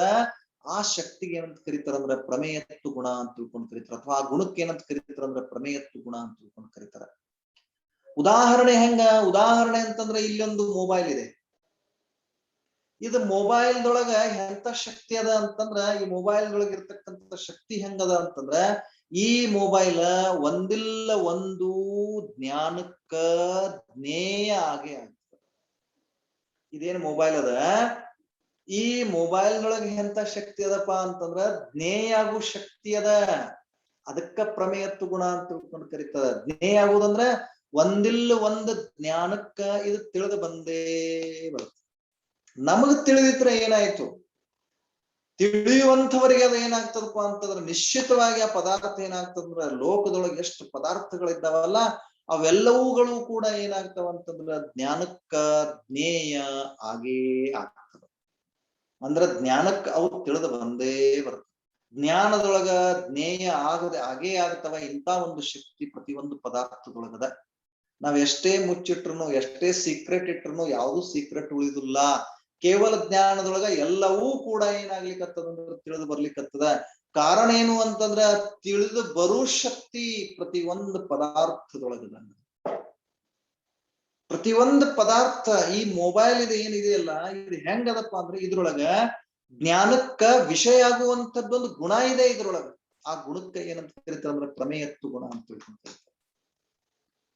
ಬಹಳ ಅದ್ಭುತ ಗುಣ ಇದೆ. ಈ ಗುಣವನ್ನು ತಿಳಿದಿವಪ್ಪ ಅಂದ್ರ ಯಾವ್ದು ನಮಗೇನಿಲ್ಲ ಅಂತಂದ್ರ, ನಮಗ್ ಎಂದೂ ಏನಾಗುದಿಲ್ಲ ಅಂತಂದ್ರ ಇದು ಬರಂಗಿಲ್ಲ, ಇದು ನನಗ್ ತಿಳಿಯಂಗಿಲ್ಲ, ಇದು ನಂದಲ್ಲ, ಇದು ನನಗೇನ್ ಗೊತ್ತಾಗುದಿಲ್ಲ. ಇವೆಲ್ಲ ಒಂದು ಏನು ಸುಮ್ನೆ ನಾವ್ ಏನ್ ಮಾಡ್ತಿರ್ತೀವಿ ಅಂತಂದ್ರ ವ್ಯರ್ಥವಾಗಿರ್ತಕ್ಕಂಥ ಪ್ರಲಾಪ ಮಾಡ್ತಿರ್ತೀವಲ್ಲ, ಅದೆಲ್ಲ ಹೊಂಟು ಹೋಗ್ತದೆ. ಓಹೋ, ಒಂದಿಲ್ಲ ಒಮ್ಮೆ ಏನಾಗುದಂದ್ರೆ ಇಡೀ ಜಗತ್ತೆಲ್ಲ ನನಗೇನಾಗುದಂದ್ರ ಜ್ಞೇಯ ಆಗುವುದಿಲ್ಲ. ನನ್ನ ಶಕ್ತಿಯ ಹಂಗದ. ಮತ್ತೆ ಜಗತ್ತಿನೊಳಗ ಸ್ವಯಂ ಏನದ ಅಂತಂದ್ರ ಆ ಸಾಮರ್ಥ್ಯದ. ಒಂದಿಲ್ಲ ಒಂದು ಜ್ಞಾನಕ್ಕೆ ಇಡೀ ಜಗತ್ತ ಏನಾಗೋದದ ಅಂತಂದ್ರ ಜ್ಞೇಯ ಆಗೋದದ. ಆ ಜ್ಞಾನವೇ ಕೇವಲ ಜ್ಞಾನ. ಕೇವಲ ಜ್ಞಾನ ಆದ ನಂತರ ಕೇವಲ ಜ್ಞಾನ ಯಾವುದನ್ನು ತಿಳಿಯಂಗಿಲ್ಲ. ಆದ್ರೆ ಎಲ್ಲವೂ ಕೂಡ ಕೇವಲ ಜ್ಞಾನದೊಳಗೆ ತಿಳಿದು ಬರ್ತಾವ. ಕಾರಣ ಏನು? ಇದು ಜ್ಞಾನ. ಈ ಜ್ಞಾನಕ್ಕ ಅವೆಲ್ಲ ಜಗತ್ತಿನ ಪದಾರ್ಥಗಳು ಅವರೊಳಗಿರ್ತಕ್ಕಂಥ ಒಂದು ಪ್ರಮೇಯತ್ವ ಗುಣದ ಕಾರಣದಿಂದ ಜ್ಞಾನಕ್ಕೆ ಅವೇನಾಗ್ತವೆ ವಿಷಯ ಆಗ್ತವೆ. ಎಲ್ಲಾ ಯಾವ ಜ್ಞಾನಕ್ಕೆ ವಿಷಯ ಆಗ್ತಾವಲ್ಲ ಆ ಜ್ಞಾನ ಕೇವಲ ಜ್ಞಾನ. ಮತ್ ಸ್ವಲ್ಪ ವಿಷಯ ಆಗ್ತಿರ್ತಾವಲ್ಲ ಅದು ಮತೀಶ್ವತ ಅವಧಿ ಮನಪರ್ಯಾಯ. ಇವು 4 ಜ್ಞಾನಗಳು ತಿಳಿತಾ. ಇದು ಬಹಳ ಸುಂದರವಾಗಿರತಕ್ಕಂಥದ್ದಿದೆ. ಆ ಪದ್ಯವೊಂದನ್ನ ನೋಡೋಣ. ಪದ್ಯವನ್ನು ಕೂಡ ನಮ್ ಸ್ಕ್ರೀನ್ ಮೇಲೆ ಹಾಕ್ತಾ ಇದ್ದಾರೆ. ಆ ಪ್ರಮೇಯತ್ವ ಗುಣಕ್ಕೆ ಸಂಬಂಧಪಟ್ಟಿರ್ತಕ್ಕಂಥ ಒಂದು ಪದ್ಯವನ್ನ ನಮ್ ಸ್ಕ್ರೀನ್ ಮೇಲೆ ಬಂದ ಮೇಲೆ ಏನ್ ಮಾಡೋಣ ಅಂತಂದ್ರೆ ಅದನ್ನ ನೋಡೋಣ. ಅಂದ್ರೆ ಪ್ರಮೇಯತ್ವ ಗುಣ ಬರ್ತಾ ಇದೆ. ಆ ಪ್ರಮೇಯತ್ವ ಗುಣ ನೋಡಿ, ಈ ಸ್ಕ್ರೀನ್ ಮೇಲೆ ಏನಾಗ್ತಾ ಇದೆ ಅಂತಂದ್ರೆ ಡಿಸ್ಪ್ಲೇ ಆಗ್ತಾ ಇದೆ. ಪ್ರಮೇಯತ್ವ ಗುಣ ನೋಡಿ. ಆ ಪ್ರಮೇಯತ್ವ ಗುಣವನ್ನ ಮೊದಲು ಪಾಠ ಮಾಡೋಣ. ಸಮಯ ಆಗಿದೆ, ಇನ್ನೊಂದು 4 ನಿಮಿಷ ಇದೆ ನಮ್ ಕಡೆ. ಆ ಪ್ರಮೇಯತ್ವ ಗುಣವನ್ನ ಮೊದಲು ಪಾಠ ಮಾಡಿ ಆಮೇಲೆ ಅದರ ಅರ್ಥದ ಕಡೆಗೆ ನಾವ್ ಏನ್ ಮಾಡೋಣ ಅಂತಂದ್ರೆ ಹೋಗೋಣ. ಈಗ ಮೊದಲು ಪ್ರಮೇಯತ್ವ ಗುಣವನ್ನ ಪಾಠ ಮಾಡೋಣ. ಎಲ್ರೂ ನನ್ನ ಜೊತೆಗೆ ಏನ್ ಮಾಡ್ರಿ ಅಂತಂದ್ರೆ ಹೇಳ್ರಿ. ಸ್ಕ್ರೀನ್ ಮೇಲೆ ಎಲ್ಲರ ಕಡೆಗೆ ಇದೆ, ಅದು ಎಲ್ಲರ ಕಡೆನೂ ಕೂಡ ಸ್ಕ್ರೀನ್ ಇದೆ. ನನ್ನ ಜೊತೆಗೆ ಎಲ್ರು ಹೇಳ್ರಿ. सब द्रव्य गुण प्रमेय से बनते विषय है ज्ञान के, रुकता न सम्य ज्ञान पर से जानियो यो ध्यान से।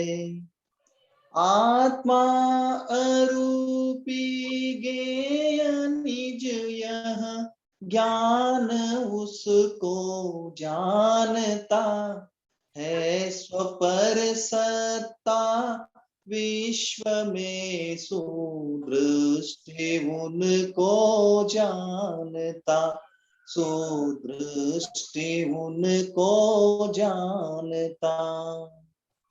ನೋಡಿ, ಬಹಳ ಅದ್ಭುತ ಇರತಕ್ಕಂಥದ್ದಿದೆ ಇದೊಂದು ಗುಣ, ಪ್ರಮೇಯತ್ವ ಗುಣ. ಏನ್ ಹೇಳ್ತದಪ್ಪ ಪ್ರಮೇಯತ್ವ ಗುಣ? ನಾವು ನೋಡಿದ್ವಿ. ಈಗ ಪ್ರಮೇಯತ್ವ ಗುಣ ಏನ್ ಹೇಳಿತ್ತು ಅಂದ್ರ, ಒಂದಿಲ್ಲ ಒಂದು ಜ್ಞಾನಕ್ಕೆ ಏನಾಗ್ತದ ಅಂತಂದ್ರ ಪ್ರತಿಯೊಂದು ಪದಾರ್ಥ ವಿಷಯ ಹಾಗೆ ಆಗ್ತದ. ಅದಕ್ಕೆ ಹೇಳ್ತಾರ ಸಬ ದ್ರವ್ಯ ಗುಣ, ಪ್ರತಿಯೊಂದು ಗುಣ ಪ್ರಮೇಯಸೆ ಬಣತೆ ವಿಷಯ. ಈ ದ್ರವ್ಯತ್ವ ಗುಣ, ಈ ಪ್ರಮೇಯತ್ವ ಗುಣ ಏನ್ ಹೇಳ್ತಂದ್ರ, ಪ್ರತಿಯೊಂದು ದ್ರವ್ಯ ಮತ್ತು ಗುಣಗಳು ಪ್ರಮೇಯದಿಂದ, ಪ್ರಮೇಯಸೆ ಬನತೆ ವಿಷಯ, ಪ್ರಮೇಯ ಗುಣದಿಂದ ಏನಾಗ್ತದಪ್ಪ, ಈ ಪ್ರಮೇಯತ್ವ ಗುಣ ಇರೋದ್ರಿಂದ ಒಂದಿಲ್ಲ ಒಂದು ಜ್ಞಾನಕ್ಕೆ ಏನಾಗ್ತಂದ್ರ ವಿಷಯ ಆಗೇ ಆಗ್ತದ. ಪ್ರಮೇಯಸೆ ಬನತೆ ವಿಷಯ ಜ್ಞಾನ. ನಮ್ಮ ಜ್ಞಾನದೊಳಗ ದ್ರವ್ಯ, ಎಲ್ಲಾ ದ್ರವ್ಯ ಮತ್ತು ಗುಣಗಳು ಪ್ರಮೇಯತ್ವ ಗುಣದ ಕಾರಣದಿಂದ ಏನಾಗ್ತವ ಅಂತಂದ್ರ ಅವು ವಿಷಯ ಆಗೇ ಆಗ್ತವ. ನಮಗ್ ತಿಳಿದು ಬರ್ಲಿಕ್ಕೆ ಸಾಧ್ಯದ, ನಮಗ್ ತಿಳಿದು ಬಂದೇ ಬರ್ತಾವ ಆ ಪ್ರಮೇಯತ್ವ ಗುಣದ ಕಾರಣದಿಂದ. रुकतान सम्यक ज्ञान पर से जानियो यो ध्यान से।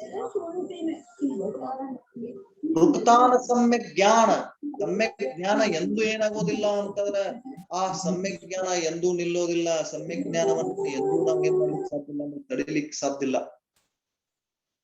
ಸಮ್ಯಕ್ ಜ್ಞಾನವನ್ನ ಎಂದೂ ನಿಲ್ಲಿಸ್ಲಿಕ್ಕೆ ಸಾಧ್ಯ ಇಲ್ಲ.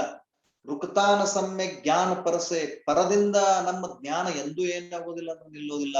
ಜಾನಿಯೋ ಯೋ ಧ್ಯಾನಸೆ, ಇದನ್ನ ಏನ್ ಮಾಡ್ಕೋಬೇಕು ಅಂತಂದ್ರ ಲಕ್ಷ್ಯ ಕೊಟ್ಟು ಕೇಳ್ಬೇಕು, ನಾವು ತಿಳ್ಕೋಬೇಕು. ಜಾನಿಯೋ ಯೋ ಧ್ಯಾನಸೆ ಆತ್ಮ ಅರೂಪಿ ಜ್ಞೇಯ ನಿಜ ಯಹ ಜ್ಞಾನ ಉಸುಕೋ ಜಾನತ. ಅರೂಪಿಯಾಗಿರ್ತಕ್ಕಂಥ ಆತ್ಮ ನಿಜ, ಜ್ಞೇಯ ನಿಜ ಯಹ ಜ್ಞಾನ ಉಸುಕೋ ಜಾನತ. ನಮ್ಮ ಅರೂಪಿಯಾಗಿರ್ತಕ್ಕಂಥ ಆತ್ಮನು ಕೂಡ ನಮ್ಮ ಜ್ಞಾನಕ್ಕೆ ಏನಾಗ್ತಾನಂದ್ರ ವಿಷಯ ಆಗ್ತಾನ.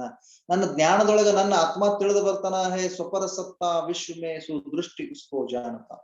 ಸ್ವ ಮತ್ತು ಪರ ಎರಡು ಏನದವಂದ್ರ ಸತ್ ರೂಪದಿಂದ ಈ ಜಗತ್ತಿನೊಳಗಿದ್ದಾವ ಅಂತ ತಿಳ್ಕೊಂಡ ಸುದೃಷ್ಟಿ, ಸಮ್ಯಕ್ ದೃಷ್ಟಿ ಎಲ್ಲವನ್ನ ಏನ್ ಮಾಡ್ತಾನ ಅಂತಂದ್ರ ತಿಳ್ಕೊಳ್ತಾನ ಅನ್ನುವಂತ ಮಾತನ್ನ ಈ ಪದ್ಯದೊಳಗೆ ಏನ್ ಮಾಡ್ತಾ ಇದ್ದಾರೆ ಅಂದ್ರೆ ಪ್ರಮೇಯತ್ವ ಗುಣದೊಳಗೆ ಹೇಳ್ತಾ ಇದ್ದಾರೆ. ಇಂಥ ಸುಂದರವಾಗಿರ್ತಕ್ಕಂಥ ಗುಣ ಪ್ರತಿಯೊಂದು ದ್ರವ್ಯದೊಳಗೆ ಏನಾಗ್ತದ ಅಂತಂದ್ರ ಇರುವಂತದ್ದದ. ಆ ಗುಣದಿಂದ ನಾವೇನಾಗಿದ್ದೀವಿ ಅಂದ್ರೆ ಬಹಳ ಶ್ರೀಮಂತರಿದ್ದೀವಿ. ಗುಣಗಳಿಗೇನು ಕಮ್ಮಿ ಇಲ್ಲ ನಮಗೆ. ಅದ್ರೊಳಗ ಇದು ಪ್ರಮೇಯತ್ವ ಗುಣ ಏನಿದೆಯಲ್ಲ, ಇದು 4ನೇ ಗುಣ ಇರೋದ್ರಿಂದ ಈ ಪ್ರಮೇಯತ್ವ ಗುಣದ ಕಾರಣದಿಂದ ನಾವು ಪ್ರತಿಯೊಂದು ಪದಾರ್ಥ ಏನದ ಅಂತಂದ್ರೆ ಜ್ಞಾನಕ್ಕೆ ಜ್ಞೇಯ ಆಗ್ತದ ಅನ್ನುವಂತ ಮಾತನ್ನ ನಾವು ಇಲ್ಲಿ ನೋಡ್ಕೊಳ್ಬೇಕು. ಈ ಗುಣದ ಸಂಬಂಧ ಇರತಕ್ಕಂಥ ಚರ್ಚೆಯನ್ನ ಮತ್ತೆ ನಾಳಿನ ದಿವಸ ನಾವು ಏನ್ ಮಾಡೋಣ ಅಂತಂದ್ರೆ ಮುಂದುವರ್ಸೋಣ. ಇವತ್ತಿನ ಸಮಯ ಇಲ್ಲಿಗೆ ಏನಾಗ್ತಾ ಇದೆ ಅಂತಂದ್ರ ಮುಗಿತಾ ಇದೆ. ನಾಳೆ ಈ ಪ್ರಮೇಯತ್ವ ಗುಣವನ್ನ ಏನ್ ಮಾಡೋಣ ಅಂತಂದ್ರ ಮುಂದುವರ್ಸೋಣ. ಈ ಪ್ರಮೇಯತ್ವ ಗುಣದಿಂದ ಎಂತ ಶಕ್ತಿ ಬರ್ತದಂದ್ರ ಜಗತ್ತಿನೊಳಗೆ ಯಾವುದು ಸೀಕ್ರೆಟ್ ಉಳಿಯುವುದಿಲ್ಲ. ಎಲ್ಲವನ್ನೂ ನಾವು ಏನ್ ಮಾಡ್ಕೊಳ್ಬಹುದು ಅಂದ್ರೆ ಜ್ಞೇಯ ಮಾಡ್ಕೊಳ್ಬಹುದು. ಯಾರು ಗಾಬರಿ ಆಗೋ ಅವಶ್ಯಕತೆ ಇಲ್ಲ. ಸೀಕ್ರೆಟ್ ಉಳಿಯೋದಿಲ್ಲ ಅಂತಂದ್ರ ನಮ್ಮ ATM ಪಿನ್ಗಳು ಅಥವಾ ನಮ್ಮ ಪಾಸ್ವರ್ಡ್ಗಳು ಎಲ್ಲಾ ತಿಳಿತಾವೆ ಇನ್ನೊಬ್ರಿಗೆ. ಹೌದು, ಹ್ಯಾಕಿಂಗ್ ಏನ್ ಮಾಡ್ತಾರಲ್ಲ ಅವ್ರು ಯಾವ್ದೋ ಒಂದು ಮೂಲದಿಂದ ಏನ್ ಮಾಡಿರ್ತಾರಂದ್ರೆ ಅವನ್ನೆಲ್ಲ ತಗೊಂಡು ಹ್ಯಾಕಿಂಗ್ ಮಾಡ್ತಿರ್ತಾರೆ. ಅದಕ್ಕೆ ಪ್ರಮೇಯತ್ವ ಗುಣ, ಪ್ರತಿಯೊಂದಕ್ಕೆ ಪ್ರಮೇಯತ್ವ ಗುಣದ ಕಾರಣದಿಂದ ಎಲ್ಲಾ ವಿಷಯ ಆಗ್ತಿರ್ತದ ಅನ್ನೋದನ್ನ ನಾಳೆ ಇದರ ಸಂಬಂಧ ಇರ್ತಕ್ಕಂಥ ಒಂಚೂರು ಚರ್ಚೆಯನ್ನು ವಿಶೇಷವಾಗಿ ಮಾಡೋಣ. ಇವತ್ತಿನ ಸಮಯ ಇಲ್ಲಿಗೆ ಮುಗಿತಾ ಇದೆ. ನಾವಿಲ್ಲಿಗೆ ಏನಾಗೋಣ ಅಂದ್ರೆ ವಿರಮಿಸೋಣ. ಇದು ಜೀನ ಕಥೆಯನ್ನು ಕೇಳಿದವರ ಪಾಪ ಬೀಜ ನಿರ್ನಾಶನಬಹುದು, ತೇಜ ಬಹುದು, ಪುಣ್ಯ ಬಹುದು, ಶರಣ ಕಾಣುವರಿವರು. ನಾದಿಂದಿದ ನೋಡಿದರೆ ಪಾಡಿದರೆ ಕೇಳಿದ ರಾಮೋದ ವೈದುವರವರು. ನೇಮದಿ ಸುರರಾಗಿ ನಾಳೆ ಸೀಮಂದರ ಸ್ವಾಮಿಯ ಕಾನ್ವರತಿಯೋಳು ನಮೋ ಅರಿಹಂತಾನಂ ನಮೋ ಸಿದ್ಧಾನಂ ನಮೋ ಆಯರ್ಯಾನಂ ನಮೋ ಉವಜ್ಜಾಯಾನಂ ನಮೋ ಲೋಯೆ सव्वसानम। जय बोलो सिद्धांत शास्त्र की जय। जय बोलो जिनवानी माता की जय। जय जिने